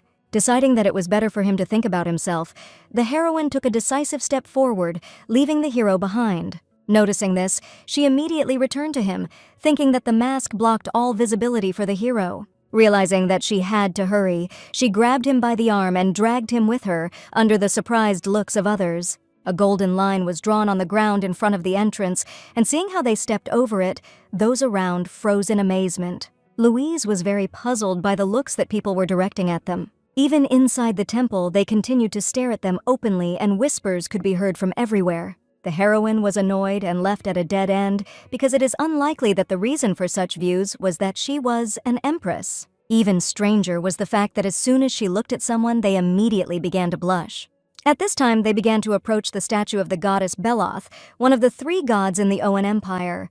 They had been walking around for an hour, and Louisa was eager to meet the high priest at last. She was also embarrassed by the fact that from the moment they entered the temple, Rian had been unusually quiet. One of the temple servants said that there were 3 gods on the continent in total. The first was Balwa, who controlled time and the entire earthly world. The second was Vankot, who ruled death and ruled the underworld. The third was the goddess Belet, who commanded the fate of people and their future. Louise wondered if the first 2 were in charge of the earthly and underground realms, why was Belet the only one in control of fate? As it turned out, the reason was that the goddess was directly responsible for the heavenly realm. Suddenly, the attendant remembered the golden line that had been drawn in front of the entrance to the church. By crossing this line, a person entrusts his fate to Belet, so he must cross it alone. However, this is not the case if a man and a woman cross this line together. According to legend, this means that their fates will be connected and they will never part, and they will also definitely fall in love with each other. Therefore, even lovers should cross the line separately unless they are engaged or married. But if they did it, being just a couple, then this means that the lovers swore to be together for life. Remembering how she desperately pulled the hero with her and crossed the line with him, Louise was stunned. Now she finally understood why everyone around her was looking at them like that and whispering behind their backs. After all, it turned out that the Empress, who was still married, had crossed the line while holding hands with another man. She immediately turned her gaze to Rayan, who blushed heavily and turned away, covering his mouth with his hand. People around thought that he was behaving this way because he was embarrassed. But the heroine knew for sure that he was just going to die, restraining himself with all her might. The attendant wondered what kind of relationship Her Highness had with this gentleman. Realizing that she was crucifying Bellet about all the ins and outs of Bellet because of him, Louise confessed that he was just her personal knight. The attendant was deeply touched to learn of the forbidden love between the lady and her faithful knight. But the heroine considered that it was too ironic to discuss forbidden love in such a place. Turning to Rian, Louise thought that the asshole must have known and hadn't told her. Leaning over to her, the hero pretended to think that she knew about the line and led him through it on purpose. Also assuming that she liked him so much, Reagan decided to play along a little. Leaning against her forehead, he defiantly pretended that he did not know what to do now, since they had crossed the line. Pushing him away, the evil heroine decided that she would certainly complain about everything to her dad and brother. At that moment, the doors of the hall swung open and the high priest came out to the heroes, accompanied by the attendants. His name was Kiranhas, and he greeted the Empress with respect. It was a great honor for him to visit Her Highness, and he also did not understand why everyone around him had such views. Invited to follow him, Louise found herself in a huge hall with a diamond ceiling. Before that, the heroine thought that the priests threw all their strength into serving the gods, but judging by the luxury, this could play into her hands. Sit the Empress down on the sofa and poured tea. Kiranhas sat down opposite and prepared to listen attentively. Deciding to get straight to the point, Louise admitted that a prophecy related to her would soon arrive in Oram. And the heroine's great request was to change it a little, which made the high priest confused. Clutching his head, he did not understand what all this meant, and how did she even know about the prophecy? It didn't matter, and the Empress just wanted them to do as she said when the prophecy arrived. However, Kiranhas found it difficult because even if it was true, it was illegal to go against God and change the prophecy. But the girl did not want to change anything in its content, and instead she wished that no one would know about it. She herself was well aware that it was illegal to change the content of the prophecy. In the past, when wars were fought for the throne, kings used prophecy for their own purposes. This led to a decrease in confidence in the church and the beginning of persecution of believers. Because of this, laws were later created prohibiting the forgery of prophecies, which even affected kings. Therefore, the heroine only wanted to keep silent about him, considering it a good deal for the temple. Afterward, Reagan placed a case on the table, which contained a small token of appreciation from her father. The priests, together with Kiranhas, looked at the case with apprehension, not knowing what to expect. Inside it were a lot of gems, which seemed to Louisa quite trivial for a bribe, but the priests were like lightning and were shocked by so many elemental crystals. Moreover, these copies were of the highest quality, which further discouraged those around them. The heroine saw them for the first time and decided to ask Reen if they were really so valuable. According to the hero, only one such pebble could be compared with the annual income of some noble family. Stupefied, Louise didn't understand how these little pebbles could be so valuable. Kiranhas considered the Duke's gift very generous and decided that it would be impolite to refuse. At the same moment, Reagan slammed the case of stones right in front of his nose. The heroine thought that she had not yet received a response from the high priest worthy of this gift. Seeing Kiranhas' serious gaze, she thought that they probably had nothing more to talk about. As she began to leave, the girl thought that this was unfortunate, because she hoped that they would have a warmer relationship. Suddenly, behind her back, a cry was heard from the high priest, who nevertheless decided to accept this offer. Later, as Louisa was heading home in the carriage, she thought that it was difficult, but at least this issue was settled. And since now the prophecy will not be revealed, she can calmly deal with her divorce. Of course, she would still need to look after the priests regularly, but now she at least knew their weaknesses. Reagan wondered how he had learned about the prophecy, but it was a secret from the firm. But the hero wanted to know at least the content, because the girl probably knew him, so she did not want to make it public. Louise appreciated his deductive abilities, but it was a secret.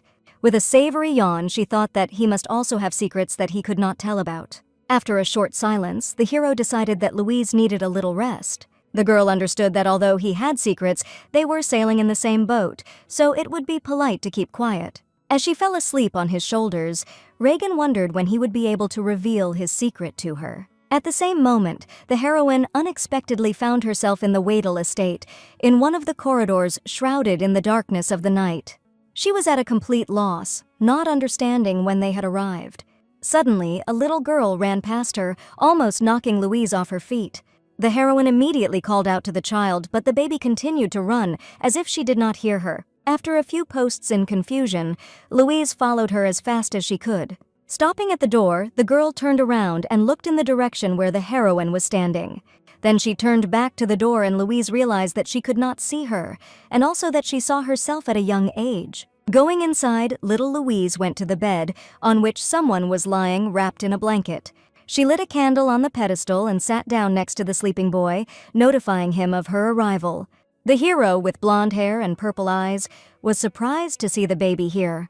She wanted to know if he was feeling well, and the girl put her hand on his forehead. As it turned out, he felt good the moment she came, and little Louise decided to come to him every day. The boy thought that then the Duke would scold her, but the baby was calm because Daddy is never angry with her. Looking at her carefully, the boy wondered why she always came to him. The reason turned out to be very simple, and the thing was that he was bored here alone. As she approached him, she thought that his blonde hair shone like the sun. But, as it turned out, the boy did not like the sun at all, which greatly puzzled the baby. The reason was that the sun was too high, and he didn't want everyone to look only at him. Then little Louise offered him to become the moon, and decided that she was the only one to look at him. Smiling sheepishly, the boy decided that from now on, he would also only look at her. And now she will always look together, only at each other. Waking up from sleep, the heroine again saw the same blonde hair in front of her. Carrying her in his arms, Reagan wondered if she slept well. The heroine stared at him fascinated, slowly digesting the dream she had seen. Puzzled by her gaze, the hero decided to find out what had happened all of a sudden. Grabbing him by the collar, Louisa decided to ask him bluntly if they had seen each other before. The hero fell into a stupor, not understanding why she was asking him about it so suddenly. Louise pretended, "I thought she had called him something strange before." She didn't know if it was just a dream or a real girl's memory. Anyway, it was very strange, because it was never mentioned in the book. Reagan wanted to say something, but suddenly the tip of the blade of the sword rested right on his neck. Putting his sword to his neck, the fox wanted to know what these two were doing here. The heroine immediately screamed in fright, begging her brother to calm down and immediately lower his sword. But Reagan pretended that they were doing what the Lord thought they were doing here, and was he going to burn his hair now? Enraged, Louis was ready to burn not only his hair, which frightened the girl even more. The Lord didn't understand how he could remain calm when some freak was flirting with his sister. Louise understood his feelings, but he believed that it was extremely abnormal to solve all the problems by burning his hair. In addition, Rian just brought her, as she was very exhausted and fell asleep. But my brother still didn't understand why they were standing so close to each other now. Hearing that the hero annoyed her very much and she grabbed him by the collar, he immediately looked at his sister with admiration. Besides, he was happy to hear that Louisa had shown those saints their place. Louis was a little sorry that he was not there, because the very sight of him makes the priest's legs shake. Smiling at him, the heroine realized that her brother had cut them off in the middle of a very important conversation. Suddenly, Louis thought that tomorrow they could go to the Philiadeath mine, where his sister could possess the elemental. Remembering that she could master magic, the girl's eyes immediately sparkled. The Lord hoped that she would also have fire, because then he would be able to give her advice. The heroine was so exhausted with this prophecy that she completely forgot about the elementals. Later, as she sat in her room, she realized that she had forgotten to talk to the moon again. The maids who were next to her, hearing about the moon, thought that she wanted to make a wish. Meanwhile, Louise did not understand how a person who came from another world could remember something that was not in the book. Could it be that she would disappear altogether, and her soul would be swallowed up by Louise Waddell's body? Or maybe her soul gradually merges with Louise, and that's why she remembers all these memories. The maids thought that their mistress must have suffered from the priests in the temple and was very tired.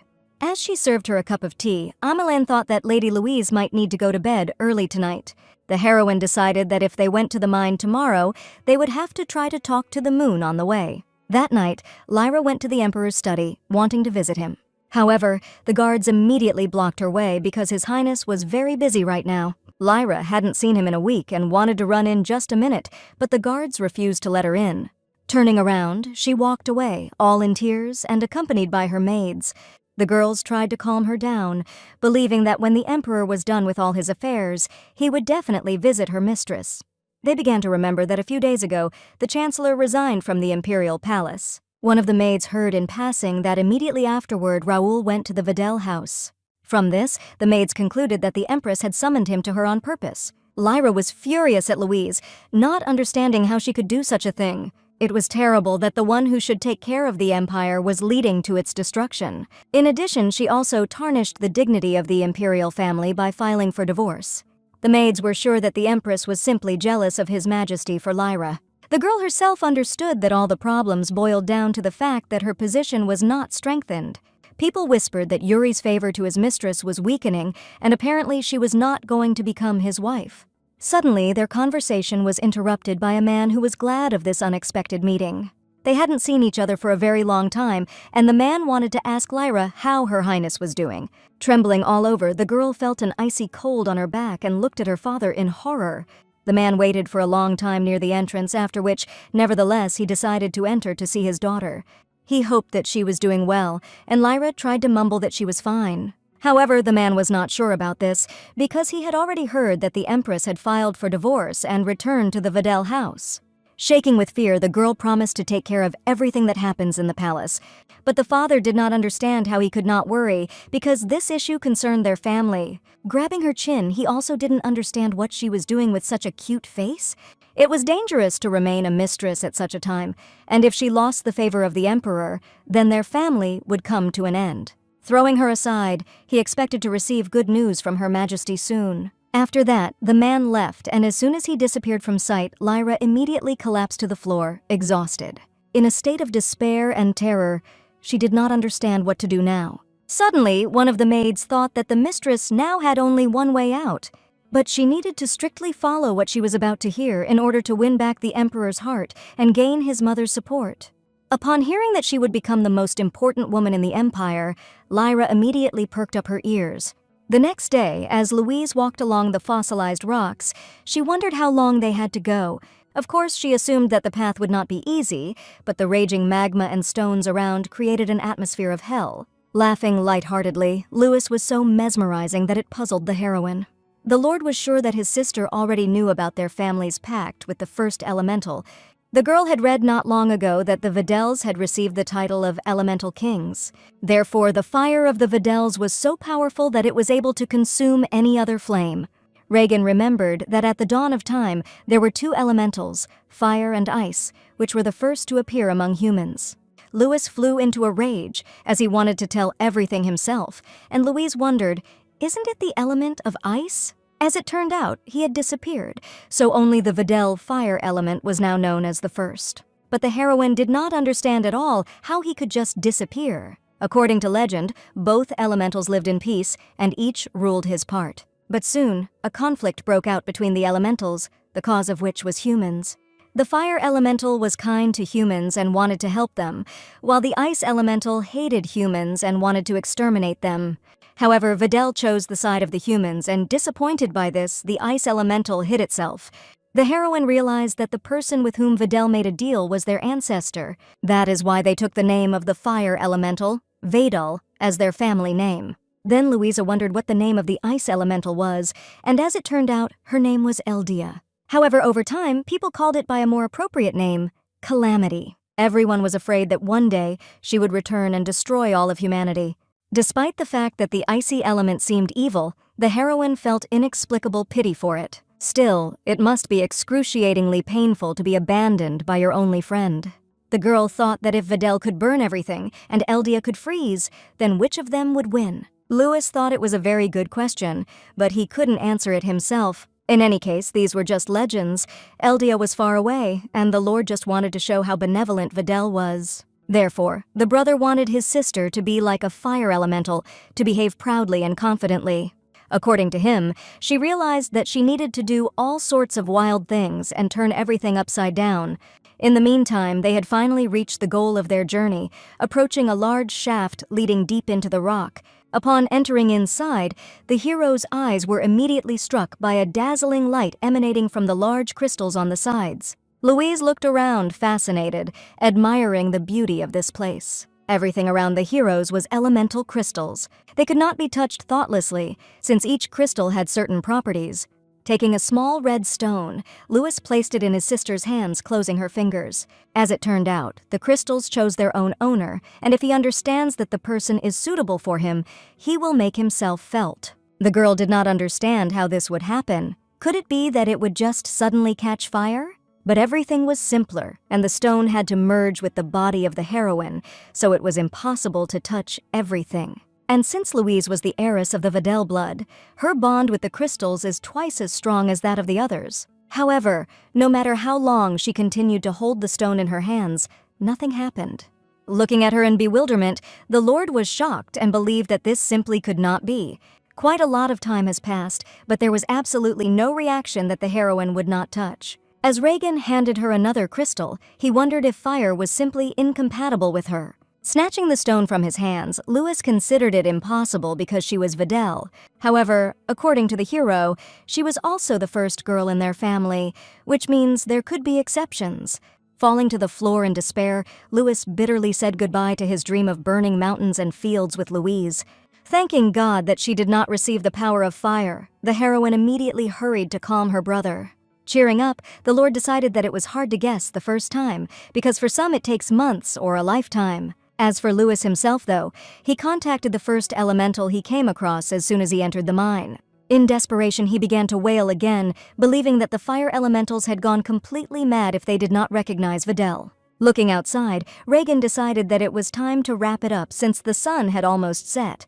The Lord decided to stay to get the crystals, and the two of them went to the carriage. Thinking that her brother had decided to spend time with her instead of working, Louise decided that he clearly did not know how to prioritize. At the time, Reagan admitted that he too would have put it first. At this moment, the girl remembered that there was one more unresolved question for them. Her brother, who was always watching her, was not here, and when they returned home, there would hardly be a chance to talk alone. Reagan wondered what unresolved issue they were talking about. At the same time, he abruptly approached Louise, causing the heroine to be confused. Seeing that her hand was dirty, he began to gently wipe it with a napkin. Greatly embarrassed, the girl decided to clarify whether he was really the same moon. Grinning, the hero was surprised that he received a nickname so unexpectedly. The heroine was sure that he would like her, because he loved the moon more than the sun. Thoughtfully averting her eyes, she pretended to be mistaken in her judgments. However, she turned out to be right, and Reagan really loved the moon very much. Then Louise realized that it was indeed a memory from her life and not just a dream. She admitted that she didn't have many memories from her childhood, but as soon as she returned home, she immediately began to remember something. Looking at her carefully, the hero decided to clarify what exactly she could remember. Thinking about it, Louise remembered the sick child lying on the bed in the dark room and herself running around him. Now she had no doubt that the child was Rian. Kissing her hand, the hero hoped that she also remembered her promise to look only at him. Again greatly embarrassed, Louisa thought that he was now proposing to her. At the same moment, the carriage shook violently, and Reagan immediately took it in his arms. Coming to his senses and going outside, the hero demanded to explain what was going on here at all. As it turned out, the problem was in a man who sprawled right on the sidewalk. Looking at him intently, the heroine recognized him to her horror as Ruel. The hero, who was very thin and exhausted, was delighted to finally see Her Majesty. The surrounding servants hardly recognized the frail poor fellow as the former chancellor of the empire. Suddenly, Ruel's gaze fell on Reagan, who was standing behind the empress. Recognizing the missing prince, he pointed his finger at him in horror, not believing his own eyes. At the same moment, a small spark flashed in the air and Ruel immediately lost consciousness, and Reagan managed to catch him. The hero decided that the chancellor was now just exhausted from work and needed to rest, so he decided to escort him to the trunk. That night, Ruel abruptly opened his eyes and found himself lying on a large bed. Seeing that he finally came to his senses, the heroine was completely delighted. The hero was glad to hear the voice of the empress, who left him in a bureaucratic hell. He found out that he was now in the Videl Manor, and at that moment he remembered how he lost consciousness. Louise didn't understand what had happened to him because he didn't look much like a man from the palace now. He remembered how, tired of carrying everything on himself, he decided to resign and leave the palace. Ruel received an invitation from Louis and was already halfway through, but got a little lost. Then Louise suggested that the former chancellor had topographical cretinism. However, the hero understood that while he was dealing with all the affairs in the palace, Her Highness was having a good time here. He was grateful that she had left him there alone, to work until he died. Louise remembered that in the original story, she really died from an incredible amount of work. At that moment, Reagan suddenly walked in, leaving Ruel in a stupor. After freezing for a few seconds, the hero suddenly screamed, thinking that he had seen a ghost. Regan slowly walked into the room, and as he looked at him, Ruel realized to his horror that he had not dreamed. Making a thoughtful look, the prince was surprised that even men consider him handsome. Louise thought that Rian was indeed handsome, but calling him a ghost was too much. Ruel was shocked by Her Highness's words, realizing that she did not know the identity of the hero. Wanting to tell everything, a barely noticeable lightning flashed in the air again, and the former chancellor's mouth slammed shut. Regan pretended that Ruel was speechless from fatigue, which was commonplace. Therefore, the former chancellor may not be able to talk for a while, which is why Louise was stunned. Hearing him ask her to go get the doctor and leave them alone, Ruel broke out in a cold sweat. He tried to stop the girl with gestures, but the prince covered him with his body. As soon as the door closed, he turned to the hero, speechless with fear, wanting to talk to him. Meanwhile, Lyra was rushing around near the Emperor's office, not understanding what she was doing. The guards were already annoyed by the fact that she had been tossing from side to side for 3 hours straight. The maid wanted her to be braver because His Majesty would surely understand her. At the same moment, the doors abruptly opened and Yuri came out into the corridor, accompanied by ministers. They persuaded him not to go to the Vadel Manor because it could be dangerous. However, Louise continued not to respond to his letters, and he could no longer endure wanting to speak to her personally. He believed that nothing would work without the Empress, because the Empire and the Imperial family were in complete disarray. And if he had known right away that this would happen, he would have paid more attention to the heroine. Suddenly, Lyra appeared in front of him, greatly surprising Yuri with her appearance and wanting to talk to him. He did not understand what she was doing here because Lyra knew that he was busy. If she wanted to say something, she could convey it through the servants, but the girl decided that it was too important. Looking into his eyes with a smile, the girl admitted that they would soon have a child. Gloomy in an instant, the Emperor stared at her in shock, realizing what he had heard. Meanwhile, with a snap of his fingers, Regan removed the zipper from Ruel's mouth, restoring his ability to speak. The hero was immediately finally convinced that in front of him was the missing crown prince, Regan Klaus Owen. The prince was glad to see his old friend again, after a long separation. But Ruel did not share this joy, considering the hero an arrogant idiot. Grabbing him by the collar, the former chancellor did not understand how Regan could do this to him. Forever in the past, Ruel had bet his whole life on him, and he suddenly disappeared. Regan understood that the hero might have had an extremely difficult time and sympathized with him. According to Raoul, the prince was in charge of his life because of him, the hero's mind and body were in complete disarray. At that moment, the door behind them swung open and Louise, Louis, and the butler walked in. Holding the prince by the collar, Ruel and Regan looked as if something was going on between them. Those who entered were greatly puzzled, thinking that their joint idyll had been disturbed. Trying to push Ruel away from him, the hero tried to explain that they all thought the wrong thing. But Louise was sure that she understood everything correctly, after which she turned around and began to leave.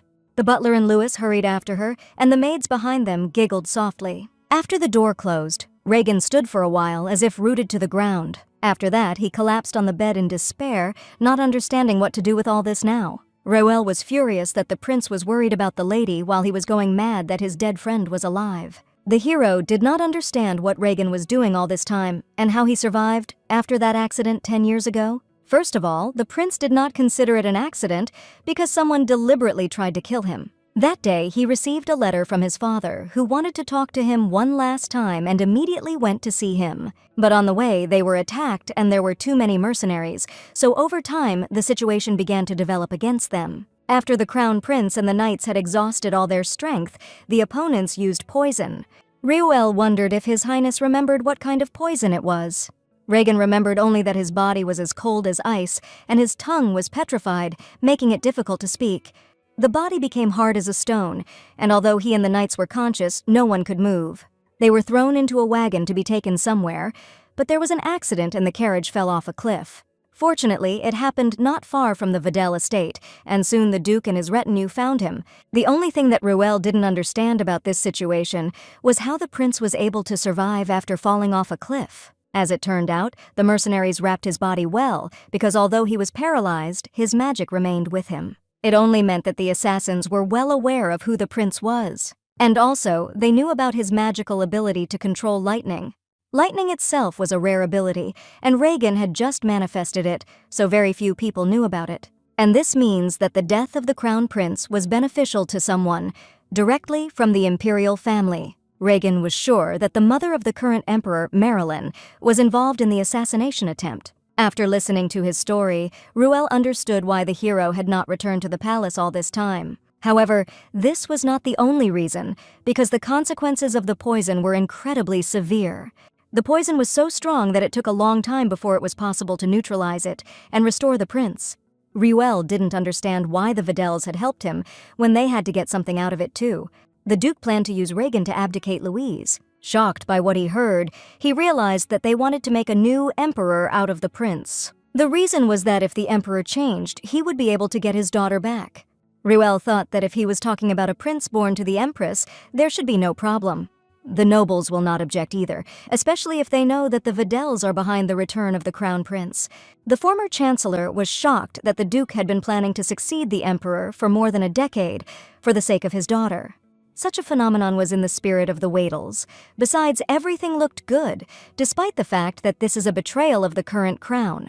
And we are talking about the return of the legitimate prince to his throne, which in the eyes of the public will be fair. However, Ruel wondered why Reagan would go along with the Duke's plans, knowing that he had saved him to use him. As it turned out, he is waiting for Louise's divorce because even after becoming emperor, he will not be able to marry a married woman. Looking at him in amazement, Ruel realized that the hero had been planning this for years. Later, while eating at the table, Louise noticed Ruel's strange appearance and thought that he was hiding something. When she heard that he didn't know anything, she wondered what exactly he didn't know. The hero wondered if the Videls knew that the Mad Prince was hunting for Louise. At this time, Reagan was eating with a straight face, which puzzled Ruel even more. Suddenly, Amelin ran into the dining room carrying another letter from the imperial palace. It said that his mistress had become pregnant by His Majesty, and they invited Louise to Lyra's coronation as a wife. The heroine was shocked by what she heard, realizing that this simply could not be. Meanwhile, the emperor furiously threw open the doors leading to his mother's room. Calmly drinking tea, she did not understand what had brought His Highness here. Yuri wanted her to stop pretending that she didn't know anything, because he was not in the mood right now. Then she wondered how many times she had told the emperor that he should not lose his temper.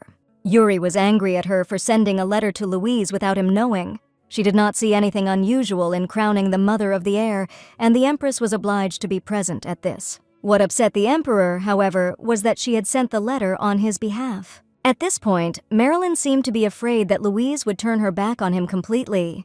His mother did not understand his excitement, because he did not marry a girl out of great love. Looking away, Yuri thought that affection might emerge over time. Laughing at his words, his mother was calm because she had foreseen this and could not miss the opportunity given by Lyra. Horrified and confused by her words, the emperor did not understand what his mother was up to. According to Marilyn, having received such a letter, the empress would relax her vigilance and want to return. Louise will probably think that Yuri decided to give up and agree to a divorce. Confident that the girl would fall for it, the emperor's mother intended to wait simply and patiently. Later, she learned from a personal maid that there were doubts about Lyra's pregnancy. Meanwhile, immediately after reading the letter, the heroine realized that it was sent by Marilyn. It was obvious that she would hardly participate in Lyra's pregnancy. And surely she thought that when she received the letter, the empress would immediately run to demand a divorce. Besides, considering that she had intercepted Louise's letters before, it must have been the work of the emperor's mother. Surprised by what was said, Louis decided that then it would be better to just ignore this letter and not go anywhere. Her brother was horrified, because she knew about the trap in advance, but the girl wanted to solve this issue as soon as possible. She couldn't just sit still for eternity doing nothing.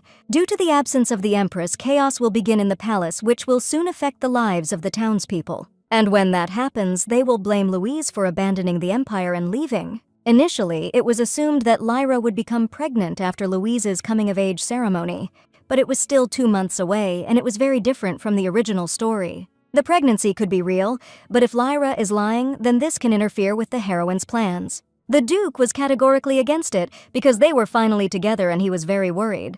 Moving closer to him and making a pretty face, Louise thought that she was not alone now, and besides, she herself had become different. The father immediately shed tears from the incredible charm of his daughter, covering his face with his hand. Reagan was also opposed to sending her there alone and decided that he would go with her. But the Duke, Louis, and Reuel simultaneously opposed his departure. Remembering that he had been there recently, the Lord volunteered to go with her, but the Duke was against it. He reminded his son that Toll had threatened the Emperor during his last trip. Therefore, Louister decided to go himself, but everyone was against it, since his status did not allow him to just go.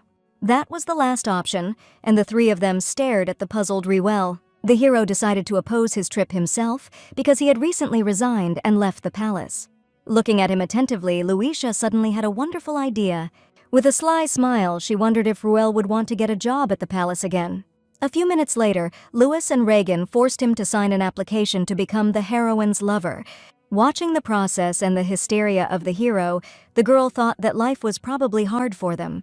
Later, escorting her to the carriage, Reagan resented her not accepting his application. But if it weren't so important, Louise wouldn't want to make such a scene in front of the Chancellor either. After all, she did not like the way he shouted himself like a genius and constantly grumbled.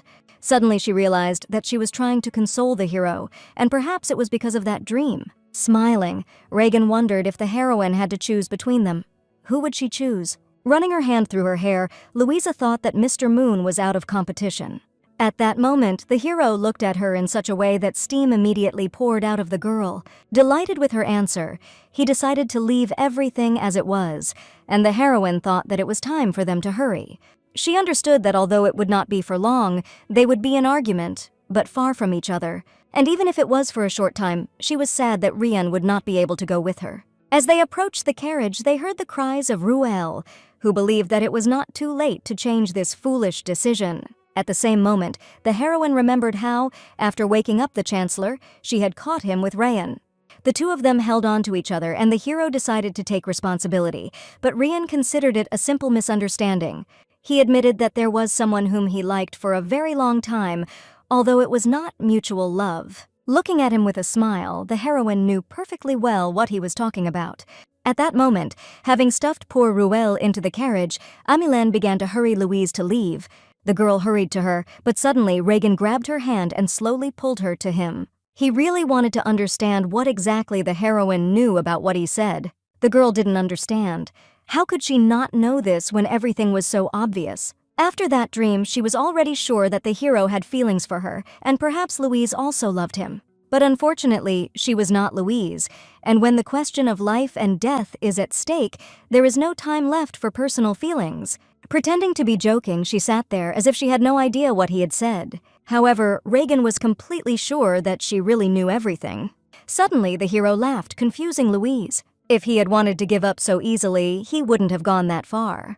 For now, he decided to let her go, hoping that the heroine would think about this matter before their next meeting.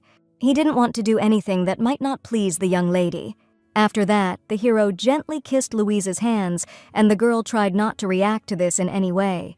At the same moment, Ameline screamed again, and the heroine hurried into the carriage. As she sat down, the Duke and Louis also came to see them off. Waving goodbye to them, she promised to return to them soon.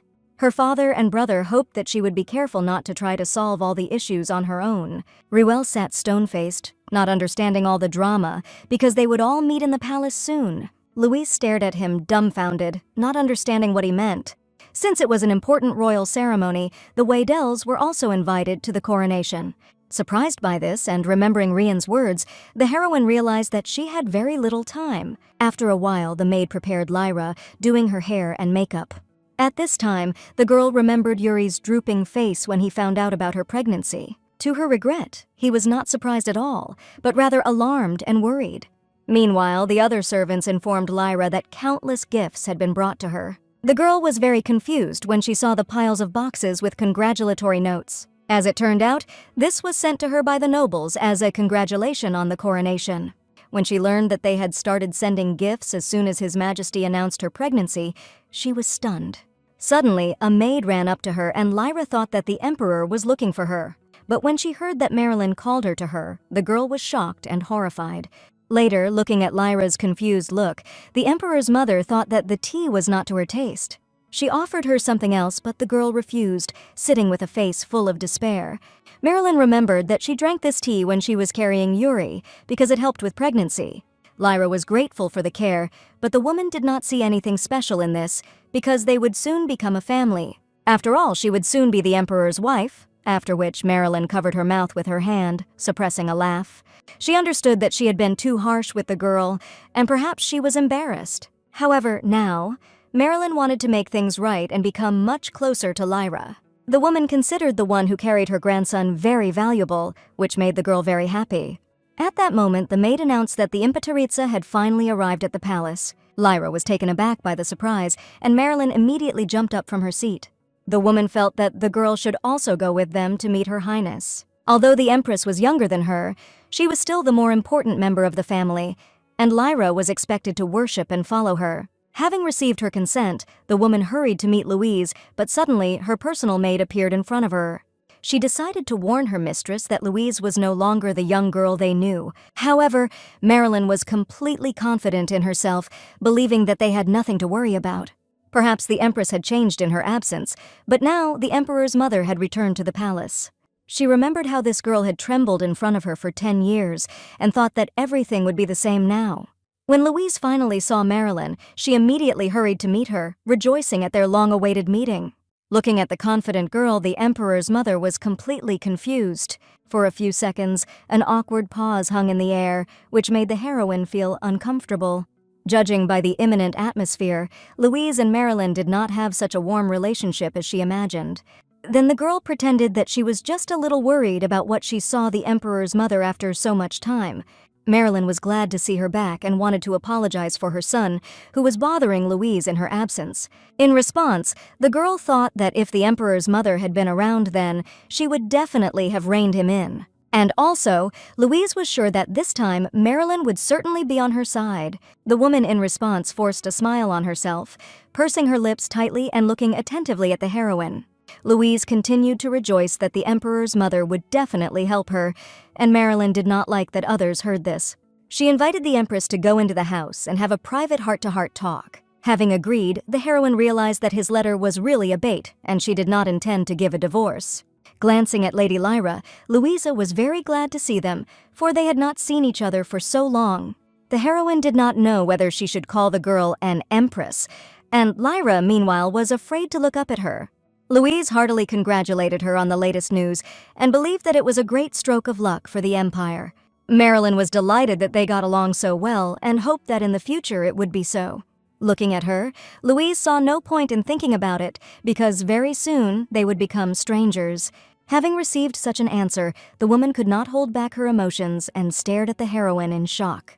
Suddenly, Louisa remembered that she had completely forgotten to introduce someone to them. At that moment, gathering all his will into a fist, Ruel resolutely stepped out of the carriage. The ministers were overjoyed, thinking that the Empress had persuaded him to return and help them. Grinning ironically, the heroine thought that they were dreaming too much. Putting her arm around Ruel, she happily introduced one of her lovers, about whom she had spoken so much. Seeing the confusion in the eyes of the ministers, she decided that perhaps she should tell about how they met. For Marilyn, it turned out to be a blow from the back and she froze in place like a statue. Louise was glad she had chosen Ruel, because if it had been someone else, a woman or someone else could have intervened. But they could not just kill such an important person for the Empire as Ruel, although the heroine was a little doubtful about this. After a while, sitting in Louise's room, the hero believed that he had never faced such humiliation in his life. Judging by his appearance, it seemed to the maids that he was about to die. Deciding to stop the jokes, the girl admitted that in fact it was all a disguise. The maids were very happy to hear this because for a second they thought that the mistress had really gone mad.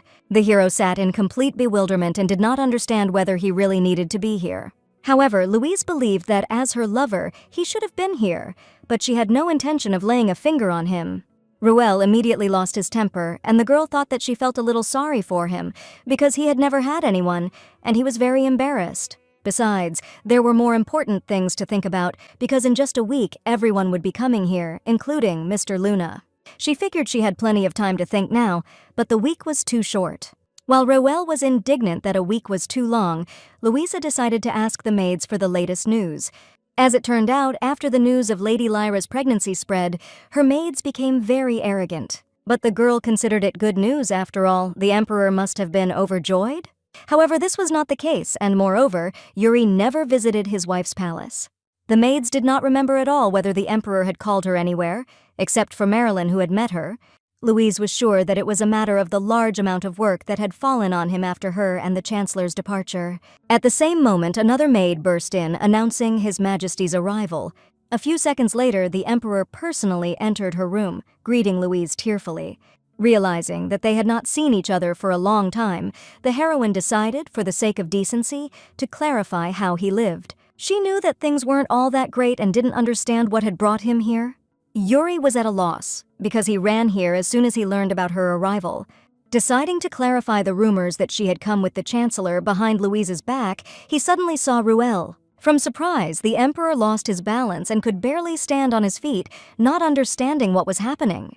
The heroine in response decided that it is never possible to say what can happen between a man and a woman. They had only recently developed feelings for each other when they met at the Vidal estate.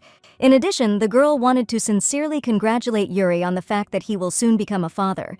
After all, there is nothing better than having a child from a loved one. Ruel wondered why His Highness was so pale, but Louise pretended not to know. He has never visited Lyra's palace even after learning about her pregnancy, and does not get out of his office. Making a pitying look, the heroine wondered if there was something wrong with the emperor. At the same moment, he abruptly got down on one knee, confusing the girl and the former chancellor. All he wanted now was for her to listen to him, which puzzled Louise even more. Then the heroine decided to immediately clarify that if it was about divorce, then they had nothing more to talk about. But the matter turned out to be completely different. Yuri gradually began to go crazy from the fact that he could not share it with anyone. Louise was ready to listen to him, but she was embarrassed by the fact that he was on his knees. Deciding to sit down at a table with him, she asked everyone else, including Ruel, to step away for a while. But the hero began to resist, because he was strictly forbidden to leave Louise alone with the emperor. The heroine immediately assumed that the order was given by her father or brother, but it turned out to be someone, even more insane. However, even so, Louise understood that she should at least listen to Yuri, and decided that the hero could at least step aside. In the end, Ruel and the maids stood a few meters away from them, watching the situation closely. Louise thought that the emperor wanted to talk about becoming a father in the future, because it must worry him. However, this was not entirely true, and as far as Yuri knew, something did not add up. Then the heroine decided that he had already regretted his relationship with Lyra, which was disgusting of him. But even here she did not guess, because it was strange that the mistress became pregnant at all. Gathering all his will into a fist, the emperor admitted that all this time he had been taking special drugs. Thanks to them, His Majesty cannot have children, which is why Louise was stunned. She didn't understand why he was doing this. Was it definitely not out of guilt or respect for her? The reason turned out to be that the emperor never wanted to have children with Lyra. The girl was very surprised to hear this because she was sure that he was head over heels in love with his mistress. However, Yuri did not want to have children from a concubine, as he knew very well how dreary such a life was. Louise remembered that he himself could not have become emperor until tragedy happened to the first prince. But even now, many nobles still disliked Yuri, due to the fact that he was the child of a concubine. Therefore, he took drugs, not wanting to create problems, at least until the ceremony of the heroine's coming of age. Louise was curious to know that he was not as brainless as she had originally imagined. Therefore, in the original, Lyra became pregnant only after the Empress's coming-of-age ceremony. Since they planned to keep the helpless Louise locked up, it didn't matter at all that the child was from a concubine. In this case, how could Lyra's current pregnancy be explained? As an option, she decided to check with Yuri if his mistress could be pregnant from another man. The emperor completely ruled out such a possibility because Lyra never left her palace. But the girl understood that the palace had its own small world, and something could happen without the knowledge of His Highness. Yuri continued to deny this, and then all that remained was that Lyra was simply lying. In addition, she did not know exactly about the drugs, since Yuri never told anyone about them. Also, the emperor's mother, according to the heroine, was also not aware of them. However, when she heard that it was Marilyn who offered her son to take them, the girl was shocked. After talking, she went to her palace, walking along the garden and thinking about what she had heard. Louise was already tired, but now it seemed that the situation had become even more complicated. Everything would have been much easier if Marilyn and Lyra had not pulled off this shenanigans to provoke her. After all, the Emperor's mother probably knew that Lyra lied, but kept silent in order to disrupt Louise's divorce. And if Lyra's false pregnancy and her ascension to the status of Empress fail, this will be the end of the heroine's beautiful departure. Therefore, Louise was determined to prevent this at all costs. Suddenly, she heard the voice of Lyra to the side, who was greeting the mistress accompanied by her maids. Regretting that she had left the palace today, she greeted him back. Lyra wasn't sure if she should ask, but she wanted to know why the Empress had returned to the palace. Because of this, the girl felt confused, because the mistress was going to divorce Yuri. The heroine would have done it with great joy, but the Emperor would not give her a divorce. Lyra's maids felt that the Empress's behavior was too disrespectful to the future Empress. Louise's maids wanted to stand up for the mistress, but she suddenly stopped them with a gesture. The heroine did not want to arrange a showdown, as she was very tired and just wanted to return. After that, she proudly turned around and headed towards her palace, and her maids followed her. At some point, Louise turned around and looked at Lyra carefully, realizing that she was just pretending. The heroine knew that soon the girl would become an empress, and then she would address her accordingly. Smiling shyly, Lyra was glad to hear this, and then the heroine decided that she should also stop as soon as possible. Louise's maids were worried that such words might lead to misunderstandings, but in their mistress's opinion, everything was very clear. Lyra pretended not to understand anything, and then Louise decided that since she was pretending to be a know-nothing, there was nothing she could do. Still, the girl needed to remember that if she decided to move on, she might never come back.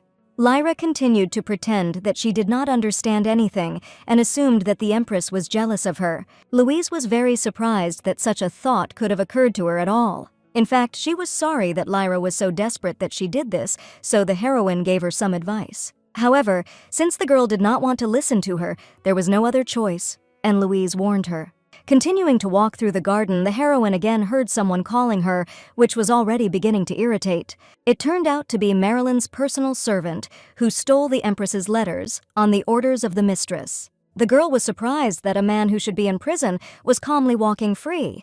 Bowing to her, the maid confessed that she had returned thanks to the mercy of the Emperor's mother. Louise was about to leave and would have preferred that this woman should not be seen again. The maid dutifully wanted to take care of it in the future, but now she had come to tell her something important. As it turned out, the Emperor's mother was waiting for her and wanted to meet her in that very room tomorrow. After wishing her a good day and hoping to see her tomorrow, the maid safely began to leave. The next day, Marilyn was very worried that the heroine would not come and was very happy to see her. Louise did not understand why she could not come, since she had been called by the Emperor's mother herself. Marilyn did not stop calling the girl here, thinking that she had forgotten this place. But Louise pretended that she would probably remember this place to the grave. Delighted by her words, Marilyn ordered the maids to open a secret passage in the wall. It had been a long time since they had been here, and the Emperor's mother hoped that the heroine missed this place. They both had many memories related to him, and being impatient, Marilyn ordered the servants to escort Louisa inside. After walking along a stone tunnel, the heroine found herself in a dark room with brick walls, with various instruments of torture. As the maids closed the curtains, Marilyn invited the Empress to sit down at a wooden table. At the same moment, the maids grabbed her hands and forcefully sat her on a chair. After that, to the heroine's surprise, several sheets with a pen for writing were placed in front of her. Taking the wooden pointer from the hands of the maid, Marilyn realized that the girl would have to write a lot. She decided to start small and ordered Louise to write 1,000 times about how she would never disobey the Emperor's mother again. The heroine was in complete shock and did not have time to understand anything, as Marilyn hit her hands hard with a pointer. The woman was outraged that after all the love she received, the girl became so daring. However, there was nothing to worry about, because the merciful Marilyn wanted to re-educate her very quickly. A few minutes later, Louise's hands were bleeding from the blows received, and the girl herself endured, clenching her teeth. Marilyn didn't understand how she hadn't screamed and begged for mercy yet. Smiling at her, the heroine realized that the Emperor's mother enjoyed hearing the screams of torture. It was painful, but the heroine was patient enough. However, something bothered her. She understood that the real Louise was even more hurt, and as if overwork was not enough, she also had to endure it. She was forcibly separated from her family, locked in the palace where her own husband poisoned the girl, and his mother mocked her. If Marilyn continues to hit her, there will be scars, and what will happen if she shows them? Marilyn did not see this as a cause for concern because, as before, a healer was waiting outside. Convinced that Louise had really changed a lot, Marilyn thought it was very strange. The most surprising thing was that the girl behaved as if she was here for the first time. Suddenly, she thought that it was not Louise at all, which caused the heroine to be stunned. But the woman demanded to stop pretending, because if she really were Louise, she would not behave like this. At the same moment, lowering her head, the heroine began to laugh uncontrollably, confusing Marilyn. For the woman, this was another confirmation that she was not the real Louise. At this time, tears flowed from the girl's eyes from laughter, because it was really funny. She wondered if the Emperor's mother believed that there was someone else's soul in her body. The woman was furious, believing that the heroine was trying to deceive her. However, Louise pretended not to understand how Marilyn's own words could turn out to be untrue. Putting her hand on her heart, the heroine admitted that she was not actually Louise. She just woke up one day and found herself in this girl's body. She hoped that the Emperor's mother would find this story interesting enough. Marilyn stood there, gritting her teeth with anger, and could not say anything in response. Louise knew that it must have been really hard to believe what she was saying. The maids, who were shocked by what was happening, looked at the mistress in bewilderment. This infuriated Marilyn even more, because did everyone really think that she had moved her head? The girls began to calm her down, because it was necessary to complete the education of the Empress for today. According to Marilyn's personal servant, the only one who went mad was the Empress herself. Getting up from her chair laughing, the heroine thought it was true because no one had heard the latest rumors. Louise thought that everyone had long known how the Empress had suddenly gone mad. Marilyn was at a complete loss, looking at her with fear and not understanding anything. Holding the curtains with her hands, Louise decided to clearly demonstrate how crazy she was. Abruptly pulling back the curtains, she let a bright ray of sunlight into the room, blinding everyone present. Shielding her hand from the light, Marilyn was confused and did not understand what the Empress was doing. Smiling goodbye, the heroine opened the window and, to the horror of others, jumped on the windowsill. Louise was sure that everyone would be very surprised to learn how Marilyn had mocked the Empress. Thinking that the girl was going to call for help, the woman only grinned because no one would hear her. Louise herself understood this, and besides, if she was heard, the priest would have time to heal her before the people came. The more she thought about it, the more insignificant her whole plan seemed. Therefore, the girl decided to cheat a little because it was not in vain that she had prepared. If the Empress jumped down now, then Marilyn would surely find herself in a rather difficult situation. At the same second, the heroine pushed off with her legs and flew down, straight into a small pond. Looking outside, Marilyn and the maids saw a small crowd of servants and knights, along with Ruel. The hero immediately rushed to the pond, intending to save Louise and pull her ashore. Marilyn looked at him in fright, not understanding where the Chancellor had come from. Meanwhile, having plunged into the pond, the girl began to rapidly go to the bottom, not understanding why this was happening. Louise had prepared witnesses in advance, so that when she fell into the water, they would immediately rush to save her. Then, with tears in her eyes, she would reveal to them all the atrocities of the Emperor's mother. However, she did not think at all that her clothes would be so heavy. Quickly sinking to the bottom, she was shocked that she managed to drown in order not to die at work. Thoughts hovered in his head about failed opportunities, as well as the fact that the girl had never kissed before. Gradually losing consciousness, Louisa thought that she still did not even know what Mr. Luna's real name was. Suddenly, she abruptly came to her senses, sitting on the wooden floor in a bright room. Not understanding what had happened and where she was, the heroine saw a lot of shelves with books around. Clutching her head in horror, she decided that she was dead and was in paradise. However, Louise herself understood that this place could not be paradise, since there was no one here. At this moment, her attention was attracted by a book standing on one of the shelves, from which a strange glow emanated. Just as she was about to take it, she suddenly heard that she shouldn't touch the things on the shelf so carelessly. Seeing a young girl with golden hair sitting on the stairs at the top, the heroine did not understand who she was. Realizing that she saw Louise, the stranger immediately jumped down and happily began to greet her. She began to hug the heroine, who was confused and wondered how the girl knew her. The stranger was disappointed that Louise did not recognize her because they had met not so long ago. At the same moment, the heroine saw a strange resemblance to the statue she had seen in the temple. Coming into a state of shock, she suddenly realized that the goddess Belot was now standing in front of her. Relieved that she finally recognized her, Belot gladly introduced her to her kingdom in which they were. First of all, the goddess decided to invite the heroine to the table and talk over a cup of tea. At the same time, she snapped her fingers and a table with a sideboard appeared in front of them. When they sat down at it, the magic kettle began to pour tea itself. The plates began to fill with sweets. Everything that was happening seemed to the heroine very timely, because she just wanted to complain to God. She knew that perhaps her words sounded rude, but Louise was extremely unhappy with the current situation. Ever since she had come to this world, she had been cursing the gods constantly, and now she had a chance to talk to them. The heroine wanted to know what was happening to her, as well as who and why sent her to this world. Taking a sip and looking at her with a smile, Bellet didn't know what she was talking about. The heroine admitted that she was actually from another world, but then woke up in this body. And now she has become the main character of the novel, which made the goddess laugh very much. Bellet decided to clarify if the girl was really from another world, and this place was just part of the novel. Having received consent, the goddess wondered if Louise was sure of this. Louisa nodded uncertainly, and then Bellet wanted to know what the book was called. To her surprise, the girl could not remember this, because she began to read it without looking at the cover. Then the goddess decided to find out what the heroine's name was in her past life. As she began to introduce herself confidently, Louise suddenly stopped and was stunned. Clutching her head, she tried with all her might, unsuccessfully, to remember her name. To her horror, she realized that she hadn't tried to remember her real name since she got here. Looking at her intently with a smile, the goddess didn't understand if there was some kind of problem.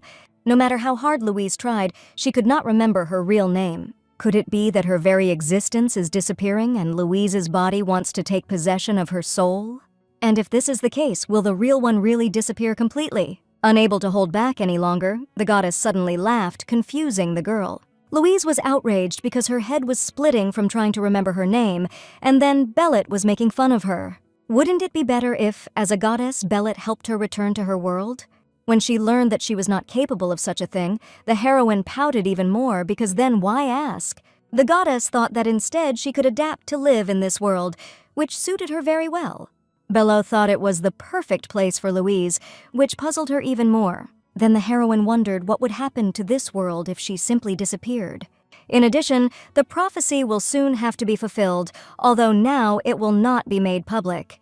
But if it disappeared, then in this case a loophole appeared in the prophecy. From all this, Louise concluded that the prophecy was ambiguous, which seemed strange to her. However, as it turned out, the gods specifically gave such prophecies so that they could be understood in different ways. Otherwise, people would try to challenge their predestined fate. Then the heroine wondered, why not just keep the prophecies a secret? But even here, everything turned out to be simple, because in this way, the gods announced their existence to people. Once upon a time, there was a man who dared to resist the will of the gods and came here to change his fate. Hearing this, Louise immediately wanted to know who exactly it was. Suddenly, Bellet jumped up and decided that time was flying too fast. When she learned that it was time for her to go, the heroine was completely confused. At the same time, a large hole formed under her, into which she began to fall. Louise looked at the goddess in shock, who thought that their conversation had gone on too long. Remembering something important, Belot suddenly took the girl's hand, after which she froze in the air. She wanted Louisa to say hello to that child, which made the girl take a back seat at the end. After that, the goddess let go of her hand, and the heroine began to rapidly fall into oblivion. Suddenly, she heard the tearful cries of the maids who begged the empress to wake up. Ruel, who was sitting next to him, was horrified, thinking that she could not leave them like this. Meanwhile, the Duke's carriage drove into the capital under the dumbfounded looks of others. Pulling back the curtain, Leicester did not understand why there was such turmoil in the city. The Lord was also concerned about what was happening, thinking that it was the coronation ceremony of his wife. Seeing lightning in Regan's hand, Lewis wanted the hero to maintain restraint, taking an example from him. But Regan considered his words ironic, because the Lord had a bright flame burning in his hand. At that moment, a servant knocked on their window, wanting to give important news. Hearing that Lady Louise was in great trouble in the palace, Regan's face contorted with rage. As it turned out, the heroine quarreled with the Dowager Empress, and then fell from the window, losing consciousness. Fortunately, there was a lake near the yard, thanks to which she remained alive and was still unconscious. At the same moment, a deafening explosion rang out, shattering the carriage and nearby buildings to pieces. Seeing that Regan was rushing towards the palace, Lewis immediately grabbed him. He desperately appealed to the hero's prudence, because if the missing prince entered the palace, a real commotion would begin. After a while, Louise finally came to her senses after seeing her maids around.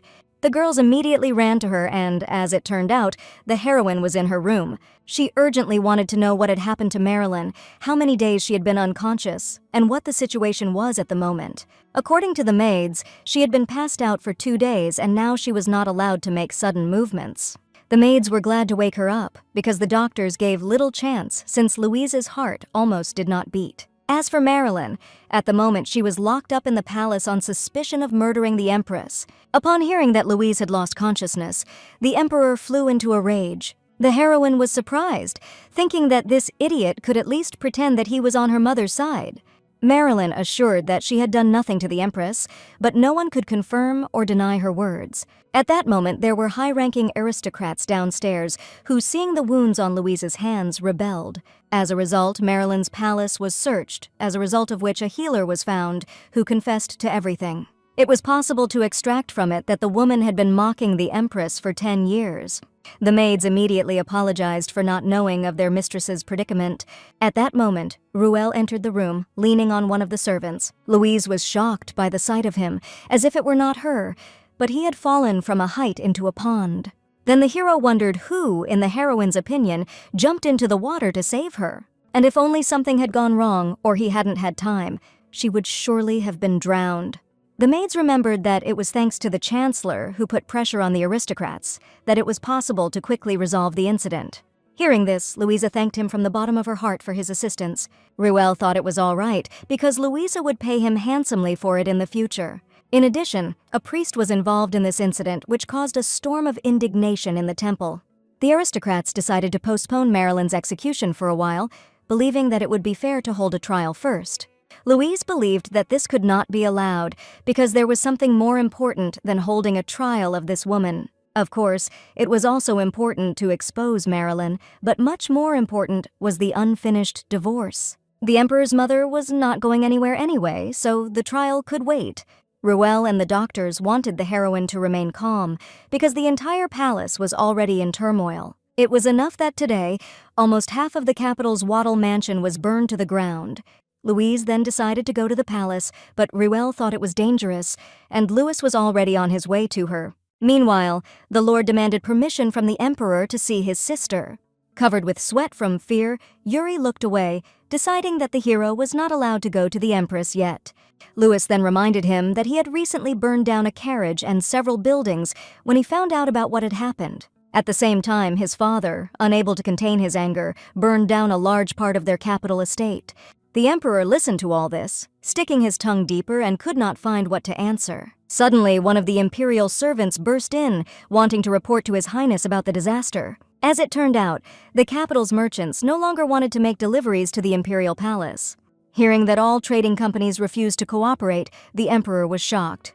It seems that they have planned this in advance, and it will take a long time to correct the current situation. But the main problem was that all deliveries were made and managed by the Waddell family. Losing his fear of rage, the Emperor turned to Louis, wanting to know if it was their doing. However, the Vaddells never resorted to such methods, because if they did not like something, they took out their anger on things. This confused Yuri even more, who did not understand who could have done this. According to Louis, their butler could well have done this, which most likely happened.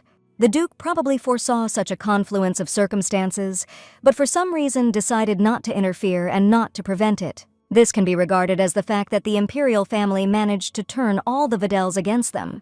Hearing that they no longer intended to sit idly by, Yuri again felt the icy chill of death on his back. Suddenly the doors swung open and Louise rushed in, accompanied by the maids.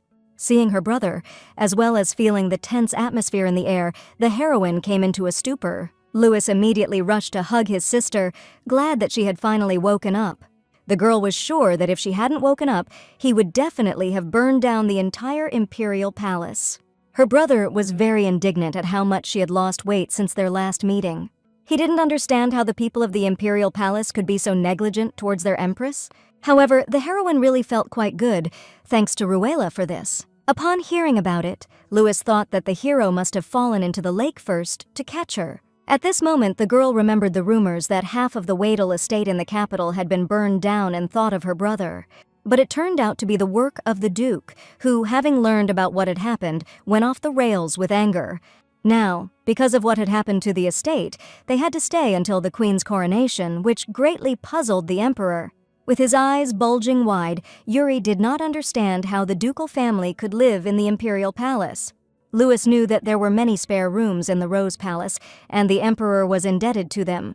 Yuri was at a complete loss, realizing that this was impossible, but finding nothing in response. Then the Lord wondered if the imperial family really didn't feel sorry for them at all.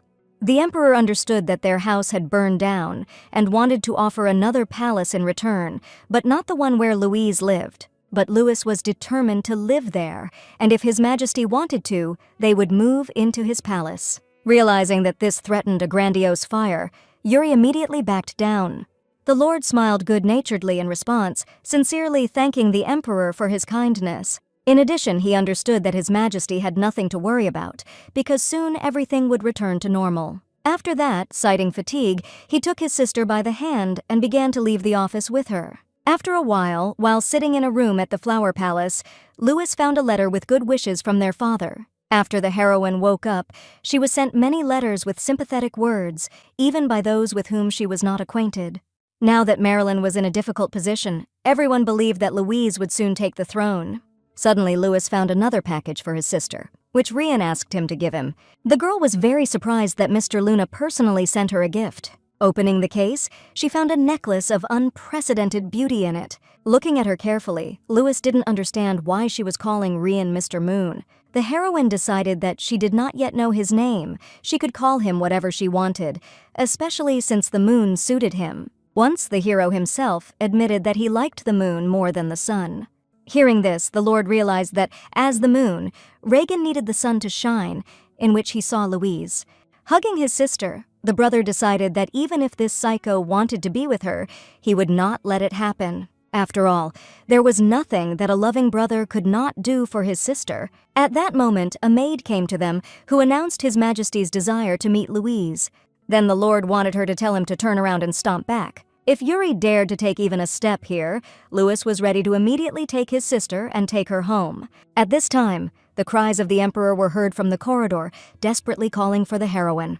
Louisa thought that if anyone saw him from the outside, they would think that His Majesty had parted with his beloved. However, the brother did not see a reason to worry, since there was only one day left, and tomorrow everything would be decided. At tomorrow's coronation ceremony, something will happen that will turn everything upside down. Meanwhile, Reagan stood alone in front of the mirror, pondering the events ahead. At the same time, Lyra was in a hurry to the Rose Palace, terrifying her maids. She felt that she should greet the Empress, who had recently woken up. Most of all, her maids were worried about the fact that Louise was guarded by Louis, who was better not to be trifled with. Besides, it was clear to everyone that the Empress had made this fuss in order to attract His Majesty's attention. Lyra's maids believed that Louise was trying to postpone the coronation ceremony in this way. The girl thought that perhaps they were right, but she did not want to think badly of the Empress, who had already suffered. Suddenly, approaching Louise's room, she saw Yuri near the door, who was desperately rushing inside. The Emperor begged the young lord to allow him to see the heroine at least for a while. Seeing this scene, Lyra was stunned, and her vision blurred with shock. The Emperor did not understand what she was doing here, but the girl wanted to ask him the same thing. Calming herself, Lyra assumed that he, like her, was just worried about Her Majesty's well-being. Grabbing her hand, Yuri suddenly became serious, deciding to stop all this. The girl, in tears, tried to understand what was happening to the Emperor lately. Suddenly, she saw clearly in his eyes the feelings he seemed to have for Louise. In response, the Emperor decided to ask if she really didn't want to tell him anything. Lyra, with tears, pretended that there was nothing of the sort, but Yuri continued to insist. Then the girl screamed desperately, deciding that she really had nothing to confess to. And anyway, what was wrong with him? Moreover, she never received an answer. Did the Emperor have feelings for the Empress? After that, Yuri disgustedly threw her hand aside, deciding that he should leave. He had no desire to continue talking to her, and he wanted to be alone for a while. Later, sitting with the maids on a bench, she was sure that the Emperor was suspicious of something. The maids were sure that Lyra was mistaken, because she was extremely cautious and could not arouse suspicion. However, the girl was sure that he knew everything and believed that Yuri was probably disappointed in her. Suddenly, Marilyn's personal maid approached them, greeting Mrs. Lyra. As it turned out, she came on the orders of the Emperor's mother, who wanted to invite Lyra to her place. She decided to give the girl one secret information regarding the upcoming coronation. Lyra did not know what would happen if she refused, so she decided that it would be better to go. The maids were horrified by this decision, immediately began to dissuade the mistress. But Lyra saw no point in refusing because Marilyn was the mother of the Emperor and she was obliged to go. The next morning, Louise woke up with the thought that today was finally the day. The weather outside was as if there was someone's funeral today, and she hoped that the divorce would be successful. At that moment, the maids came to her, rejoicing at her awakening and vying with each other to offer different outfits. Louis, who came in after them, knew for sure that of the dresses they provided, only the cream one could be discarded. In addition, it was necessary to choose jewelry made of pearls, not precious stones. The maids were surprised by his knowledge, but the hero was well versed in everything about his sister. He could have done anything himself, but his sister had to outshine everyone with her beauty. After a few minutes, the maids were tirelessly admiring how beautiful Louise was in her dress. They believed that divorce was no less important than coronation, so the heroine should be in full force. Therefore, it was impossible and necessary to choose something for the dress without jewelry at all. But Louisa calmed them down, because she had already chosen a necklace for herself, given by Mr. Luna. The maids were delighted with his beauty, and the heroine, in turn, was grateful to them for their help. It seemed to the headmaid that she had seen such a necklace design several times before, but she couldn't remember. When they had finished their preparations, they hurried to the banquet hall, where guests were already waiting for Louise. As soon as she arrived, everyone around began to praise her dress incessantly. The heroine felt as if she plunged headlong into a pit with snakes. Louis, who arrived at that moment, considered this ceremony rather modest. Seeing him, the guests surrounding the Empress immediately began to disperse in different directions. The hero apologized for having to leave for a while, leaving his sister alone. Louise considered his behavior extremely strange, because Louis constantly looked around and disappeared somewhere. She wanted to get an honest answer from her brother. What exactly was he hiding from her? At this moment, the arrival of the Emperor's mother for the celebration was unexpectedly announced. The woman proudly walked down the stairs, looking as if her execution had already been cancelled. Many people thought that she had no conscience that she had come here to do something so horrible. The heroine caught her gaze, not understanding what made Marilyn feel so happy. At the same moment, the Emperor and Lyra appeared, after which the solemn ceremony began. Louise was surprised by the upset expression on Yuri's face, because this was the wedding he was waiting for. The guests whispered, believing that His Highness had married under force because Lady Lyra was pregnant. Louise understood that the atmosphere of the ceremony was very different from that described in the novel. She wondered if this was the kind of wedding Lyra had dreamed of. As the eldest member of the imperial family, Marilyn expressed a desire to bless this couple. However, there was something that she wanted to tell everyone. The woman knew that everyone present was aware of the recent event that had taken place between her and the Empress. Many must have thought that she was trying to harm the heroine, but it wasn't like that at all. The guests were outraged by her words, because there were as many as 2 witnesses against Marilyn. The woman admitted that Louise fell out of the window because of her, however, she did not push the girl. As for the wounds on Louise's hands, in Marilyn's opinion, she simply had no other choice. After all, the reason for corporal punishment was that the Empress had done something terrible. Not wanting to endure this, the heroine pretended that she had no idea what it was about. Those present immediately supported her, believing that it was Louise who was the victim in this situation. Then Marilyn decided to reveal the truth about the incident that happened with her own mouth. As everyone knew, not so long ago in the womb of the new Empress, there was the heir of the Emperor. However, a few days earlier, Lyra unexpectedly had a miscarriage. The day before Louise fell into the lake, the girl came to the Emperor's mother and confessed everything. According to her, the Empress was fully involved in the incident. Upon hearing this news, Marilyn immediately called Louise to her and scolded her severely. The woman did not understand how the heroine could call herself a person after this. Shocked by what happened, Marilyn lost her mind and resorted to corporal punishment, but Louise escaped by jumping out of the window. Those present did not believe a single word of the woman, believing that she was saying some kind of absurdity. But Marilyn did not understand, and why even then the Empress returned to the palace. After all, before that, she did not respond to the Emperor's pleas to return, but when she heard about the ceremony, she immediately ran in. However, people still considered this only a guess and speculation, because this was not a reason to blame Louise for the miscarriage. Then the woman called the servant, who, according to her, was a direct witness. Approaching her, the maid timidly admitted that during a recent meeting in the garden, Louise had warned Lyra about something. Remembering the heroine's words that there would be no way back, Marilyn saw them as just a threat. Smiling, Louise thought that perhaps that was why they said to be careful in their words. Looking at her in disgust, the woman pretended that there were rumors that the Empress had mocked Lyra. She didn't understand how cruel it would have been to bring Lyra to the point where she had lost a child. Looking at her in bewilderment, Louise decided to ask if it was really about her. Approaching her, Marilyn took her hands and wanted the heroine to finally calm down. Leaning towards her ear, the woman wondered if the girl really thought that she could defeat her. However, Louise thought so thanks to the woman's stupid son who told her everything. Hearing that, he burst into tears and gave her about the drugs. Marilyn was stunned. Suddenly, the woman wondered what the girl planned to do with this information. After all, even if she publishes this information, does the heroine really believe that His Highness will take her side?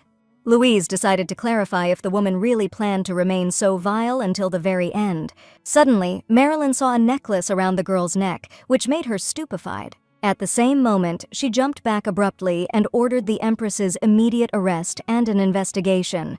Suddenly, the doors of the hall swung open and the Duke, with the Lord and Regan in a mask, calmly went inside. Louister immediately went to his daughter, surprising the heroine with his sudden appearance.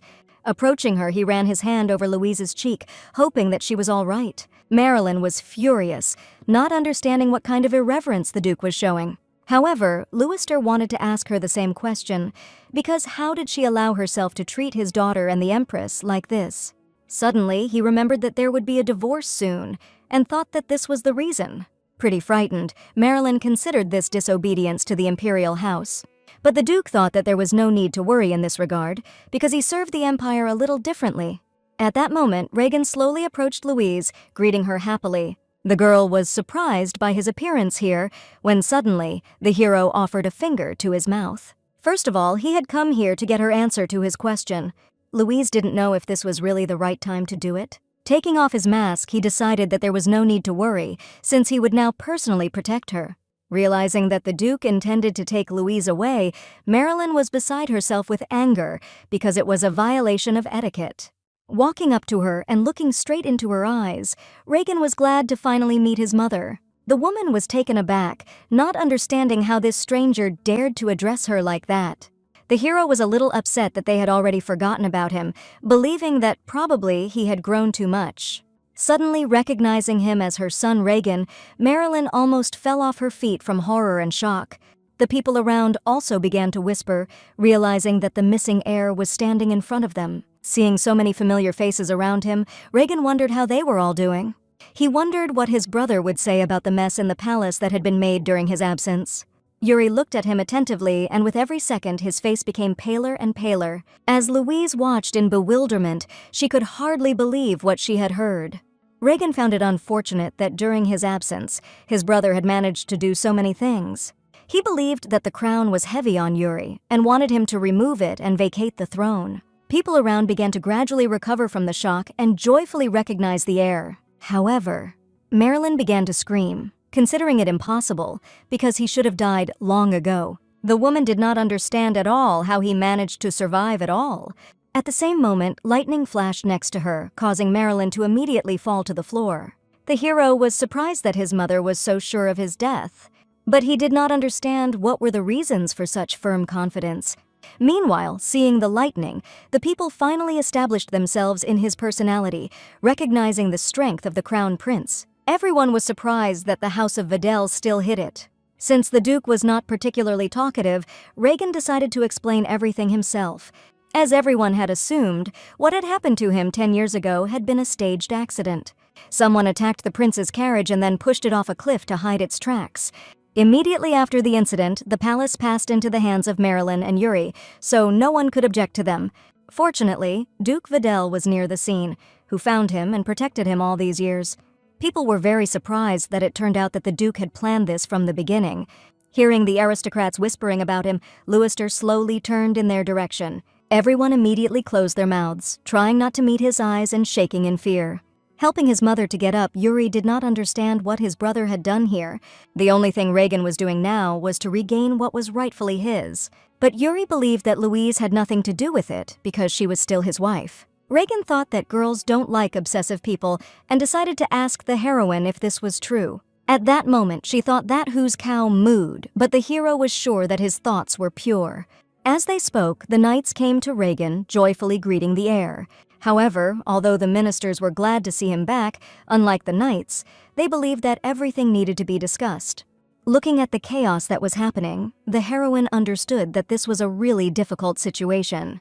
Over the past few weeks, ministers have sensed how incompetent Yuri was in state affairs. At the same time, the Vidal family stood behind the heir and what was an undeniable advantage. Yuri decided that this issue was too important to be solved right here and now, after which he ordered everyone to disperse. Reagan chuckled, thinking that since they had waited 10 years, they were willing to wait a few more days. In addition, he understood that his brother needed to collect his thoughts first. It was decided to discuss everything in detail tomorrow, and now the hero began to take Louise away from here. The ministers wondered where the heir plans to stay all this time. Reagan decided to settle directly in the Rose Palace, which shocked Louise. Those present were very surprised that he was going to live with the Empress. By handing the heroine the contract, Reagan reminded her of her promise to love him most of all. The Duke seemed to explode with indignation, and the hero thought that this was fate. Leicester thought they should leave the banquet with Louise first, and then talk to the aristocrats. Realizing that they were clearly in the way, Reagan offered to accompany Louise. Without waiting for consent, he abruptly picked her up in his arms, confusing the girl. After wishing everyone good night, he resolutely went to the exit. Meanwhile, the heroine hoped that he did not think to get out of it, because she still had many questions. The prince agreed to answer, but that's it. But tomorrow, and now he had to go and rest. He was glad that he had fulfilled his promise that Louise would know his real name the next time they met. True, he wanted to call it the first, but these stupid people pronounced it themselves. Turning her to him, he wanted the heroine to pronounce his name herself. But suddenly, Louise decided to continue calling him Rian, as she was very angry with the hero. She could not understand how all this had happened and whether he was really the one. Reagan himself wanted to tell her everything, but only after a good rest. After all, he understood how much the heroine was tormented by his mother's attacks. Starting tomorrow, everything was going to change, and the hero was going to lay this world at Louise's feet. The next day, Louise was shocked to read the news that she was having an affair with the crown prince. Suddenly, the head servant Rhonda ran to her, rejoicing that the mistress had finally woken up. As it turned out, there was a real commotion outside and she urgently needed to get out. Going out into the garden, she saw a crowd of society ladies who joyfully greeted Her Majesty. The heroine was sure that she did not arrange a tea party, but according to the maids, these ladies came in the morning. Louise did not understand why the maids had let them in at all if the lady of the house was asleep. However, hearing the noise, the Duke and Lord Vidal let the ladies in and threatened them not to make any noise. Realizing that the maids had no choice but to obey the Duke, Louise wondered why the ladies had come to see her. As it turned out, they wanted to know how she was feeling, despite the fact that it had come yesterday. The heroine understood that the emperor could change overnight, and these women simply decided to support the new government. Tired of listening to all this nonsense, Louise demanded to get to the point. Why did they come here? Dismayed, the ladies wanted to apologize for having previously shown disrespect to the empress. The heroine was surprised that they deliberately mocked her because she thought that they understood her, what they were doing. The women immediately began to beg her for forgiveness, considering their act unforgivable. While admitting their guilt, they also believed that they did it unintentionally and that this should not have happened. Therefore, they wanted the empress to put in a word for them in front of the crown prince. At this point, the maids informed Louise that Reagan had ordered a list of aristocrats who did not agree with the divorce for him. Then the women began to shout that their husbands were simply forced to agree to the order of the emperor. Louise wanted them to calm down because even if she intervened, what would it change? However, the women were confident that the prince would listen to her, especially considering the necklace she wore during the ceremony. The ladies were sure that it was the crown prince who had given it to the empress. Not understanding what they were talking about, the heroine wanted to clarify what was wrong with this necklace. Hearing that this was a traditional gift from the emperor to his wife, Louise was shocked. It was a kind of symbol that the woman was the wife of the emperor, but the necklace disappeared after the death of Yuri's father. Marilyn tried hard to find it and was very angry that she couldn't get her hands on the necklace. But now, having seen him on Louise, the whole capital believed that for the past 10 years, she had maintained a long-distance relationship with Reagan. The heroine immediately decided to ask Rhonda where this scoundrel was now. As it turned out, he was at a meeting of the nobles where he was completing yesterday's business with the aristocrats. At that moment, Reagan had a bad feeling, and at the same time, he knew that something good was about to happen. Meanwhile, one of the ministers wondered what His Highness had plans for the future of the imperial family. The aristocrats on Reagan's side believed that if he returned to power, the empire would prosper. But Yuri's side was against it, because it is impossible to change the emperor in one day, and even without reason. However, the heirs people believed that it was Louise and Ruel who had taken care of the empire for the past 10 years, and not the emperor at all. But the emperor's ministers did not understand how a person without such experience could rule the country. The duke, who entered at this moment, thought that the emperor, who was only doing all but having fun, was an even worse option. Seeing Louister, accompanied by Louis and Ruel, Yuri's side immediately calmed down. Deciding to get straight to the point, Reagan admitted that he did not like bloodshed and preferred to avoid conflict. Seeing how frightened they were, he decided to clarify that he only wanted to return what belonged to him. If Yuri retreated in an amicable way, the prince was ready to guarantee his life, Marilyn and Lyra's life. After all, even if he fought back, Reagan could get rid of him at any time. But if Yuri really wanted to fight him for the title, then the hero will have no choice but to draw his sword.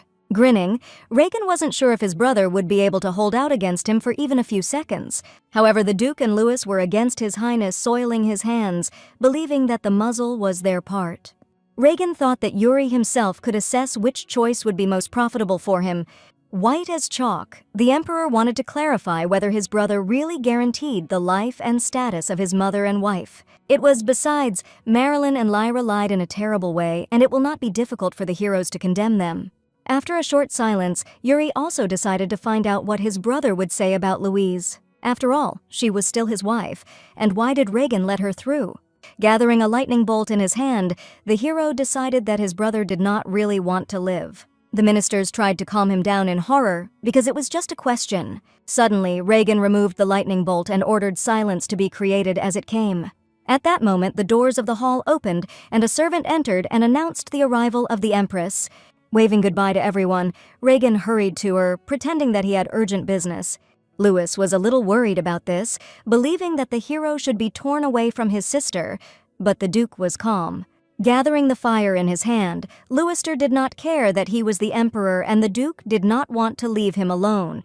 Meanwhile, Reagan welcomed Louise, genuinely glad to see her. The girl believed that she had not formally come to him, but to express everything. But without letting her finish, the hero immediately took Louise in a tender embrace. She did not understand what he was doing, because many servants were looking at them now. To begin with, Reagan decided to take her to his favorite place in this palace. He remembered how as a child he spent time here with his family, and when he looked at the pond, he remembered that there were golden carps. Turning to the heroine and seeing her serious look, Reagan fully admitted his guilt, and he decided to apologize to her for not telling her who he really was. Exhaling for a long time, the girl wondered if her father and brother knew about everything from the beginning. When she received an affirmative answer, she was furious, because how could she be kept in the dark? However, as it turned out, they simply did not want to involve the heroine in a coup d'etat. But Louise could not calm down, tears flowed like a stream, and the hero pressed her to him. She understood that the real Louise did not even suspect such an ending, and died, feeling lonely. Reagan was genuinely sorry, but they really didn't want to involve her in this. The girl couldn't hear it anymore, because she knew for sure that she would gladly get into this business. But the hero did not consider it something that she would cope with alone, because Marilyn would never let her go. It was for this reason that the crazy family decided to overthrow the emperor for her. The hero intended to finally rid her of Yuri, which greatly lifted Louise's spirits. A little later, while drinking tea, she wondered if he had heard the latest news in the capital. As it turned out, Reagan was aware of everything because the news spread very quickly. The girl was a little sad that after the divorce, she would go to Waddell and he would stay here. Smiling mysteriously and closing his eyes, Reagan decided that as for this, they would look later. The heroine looked at him in bewilderment, not understanding what he meant.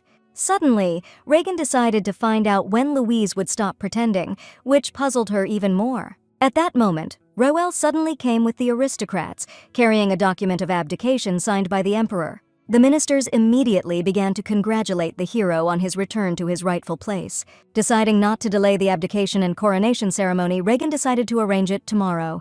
Moreover, all the preparations for the coronation ceremony of the Empress were still in place. However, the only problem was that Roel would have to spend a sleepless night, for which Reagan apologized. Suddenly, taking Louise by the hand, the hero decided that he could not wait any longer. The next day, as planned, the coronation ceremony took place. Standing in the hall with guests, the heroine clearly felt the effect of déjà vu.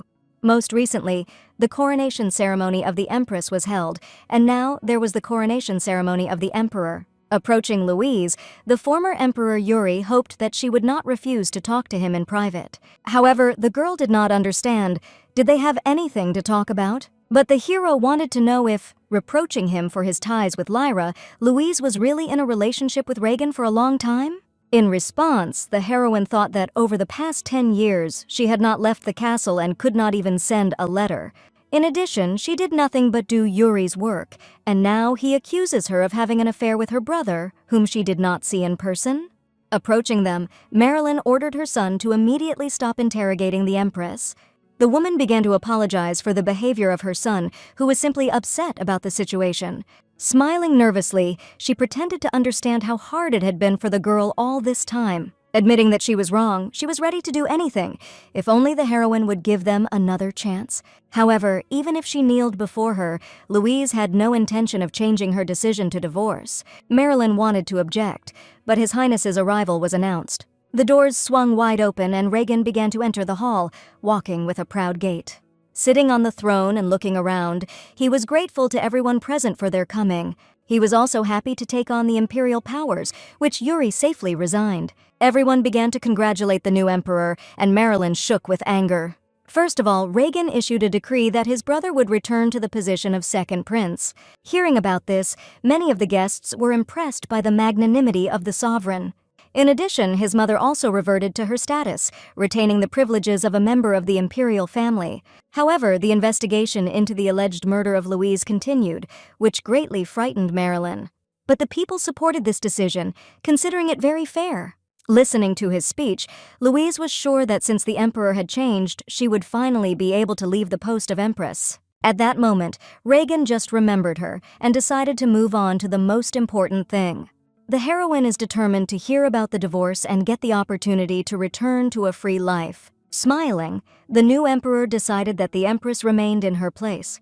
Louise, along with her father and brother, were taken aback by such an unexpected turn. After a while, Ruel's right hand hurried to His Highness on a very important matter. For a long time, without getting an assistant, he intended to leave his position. Entering the emperor's office, he saw the Duke and Lord Waddell pointing their swords at Reagan. Throwing the documents on the floor, he didn't understand why they had pointed their sword at the emperor. The Duke decided that the hero should leave because he was only expressing the affection of the Waddell family to the emperor. In addition, he wanted the minister to take with him Ruel, who was lying next to him, holding his stomach. As it turned out, the chancellor received a blow to the stomach and he urgently needed to see a doctor for examination. Carrying him on his back, the minister was shocked that he had to leave the emperor alone with them. As soon as the door closed behind them, the hero immediately began to call for the guards because His Majesty was in danger. Ruel immediately covered his mouth with his hand, for if the minister wanted to live, he had to pretend that he had not seen anything. The chancellor believed that they, ordinary people, should not get into quarrels of such people so as not to get under the hot hand. And in any case, as long as there was no noise from the explosion, there was no need to worry about the emperor. First of all, now it was necessary to hurry to the Rose Palace and notify the Empress about everything. Appearing abruptly in front of them, Louise did not understand why she had to go to her. Holding a knight's sword in her hand, the heroine wanted to know if the Emperor had been to him. When she opened the door, she was surprised to see her father and brother, as well as Reagan lying on the floor. Glancing coldly at what was happening, she wanted to be left alone with the Emperor. Left alone with him, she wanted to know what Reagan was thinking. After all, as far as her divorce was concerned, everything did not go as he had promised. However, the hero himself did not think so, because as he promised, the girl was freed from Yuri. But in the end, she never became free, much to Reagan's surprise. As it turned out, the hero did not need the power of the Empress at all. Taking her hands, Reagan decided to find out for sure what she needed in this case. The hero did not understand. Was he really so unpleasant to Louise, and she did not have any feelings for him? Later, lying on the bed in her room, the heroine thought she was crazy. She did not understand what it was and what should she do with it now. Reagan considered himself different from Yuri and wanted to fulfill all the wishes of the Empress. Deciding to finally open his feelings, he confessed that all these years he sincerely loved Louise. However, the heroine understood that this confession was not for her, but for the real Louise. The original Louise went through so many trials and died, and the heroine could not continue to take away what belonged to her. For example, the father, who loved his daughter very much and such a caring older brother. After becoming Louise, she was able to enjoy a lot of things, and now also her first love. This was wrong not only with Louise, but also with Reagan, because he loved Louise, not her. Meanwhile, the hero decided that he would never do what she did not like. Then Louise asked to let go of her hand, to which she received a resolute refusal. She was surprised because the hero contradicted his words, but Reagan knew that she did not feel bad from his touch. The hero was sure that in fact, she felt the same for him as he felt for her. He became emperor only for the sake of the heroine, and without her, the throne made absolutely no sense. Therefore, if the girl had even a drop of feelings for him, he begged Louise to let him love her. And now, lying in her bed, the heroine did not understand why she could not answer him then. But if you think about it, staying unmarried was much more dangerous. After all, if someone buys priests and they let it slip, it will be safer to be under the wing of Reagan. After all, he was a man who became emperor not to own her, but for her sake. The heroine was annoyed by the fact that she always came to the conclusion that it was safest to be with him. Suddenly, she found herself in the corridor of the palace, in the middle of a raging fire. Not understanding anything, she saw something terrible upstairs and hurried up the stairs. As she approached Reagan's bloodied body, she was terrified. At the same moment, she woke up and jumped up on the bed, catching her breath. Running abruptly out into the corridor, she left Rhonda completely confused. Without saying a word, the heroine quickly ran towards the Emperor's chambers. Running past the servants in her nightgown, she hoped with all her heart that her dream was just a dream. The guard guarding His Highness's chambers was surprised by the Empress's abrupt appearance. The heroine wanted to meet with the Emperor right now, and if she was not allowed in, she would be forced to break in. To her surprise, the guard immediately opened the doors, as he had received orders in advance to never block the path of the Empress. Entering his chambers, the girl was surprised to find that the curtains were closed, and darkness reigned everywhere. The Emperor's bed was made, and Louise was surprised to find him sleeping on the sofa.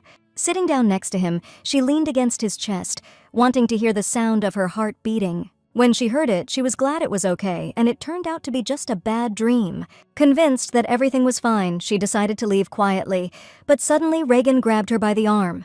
Pulling Louise to him, he didn't know if she was really going to leave him so easily. Taken aback by the surprise, the heroine found out that he had not slept since she entered here. Reagan wondered why she was touching his body, but the girl pretended not to understand what she was talking about. Then the hero began to show her the places where she touched, and she screamed in horror that she only touched her breasts. Greatly embarrassed, Louise had to confess that she had had a bad dream, and therefore came. Reagan was surprised that, not acknowledging her feelings for him, but only having a terrible dream, she immediately ran in. And since she touched him, the hero expressed a desire to touch the Empress too. Kissing the girl's hands, he also hoped that she would now have such dreams every night that she would run to him every morning. At that moment, after scrolling through the frames from the dream in her head and delving into his words, Louise's eyes clouded with horror, which greatly frightened the hero.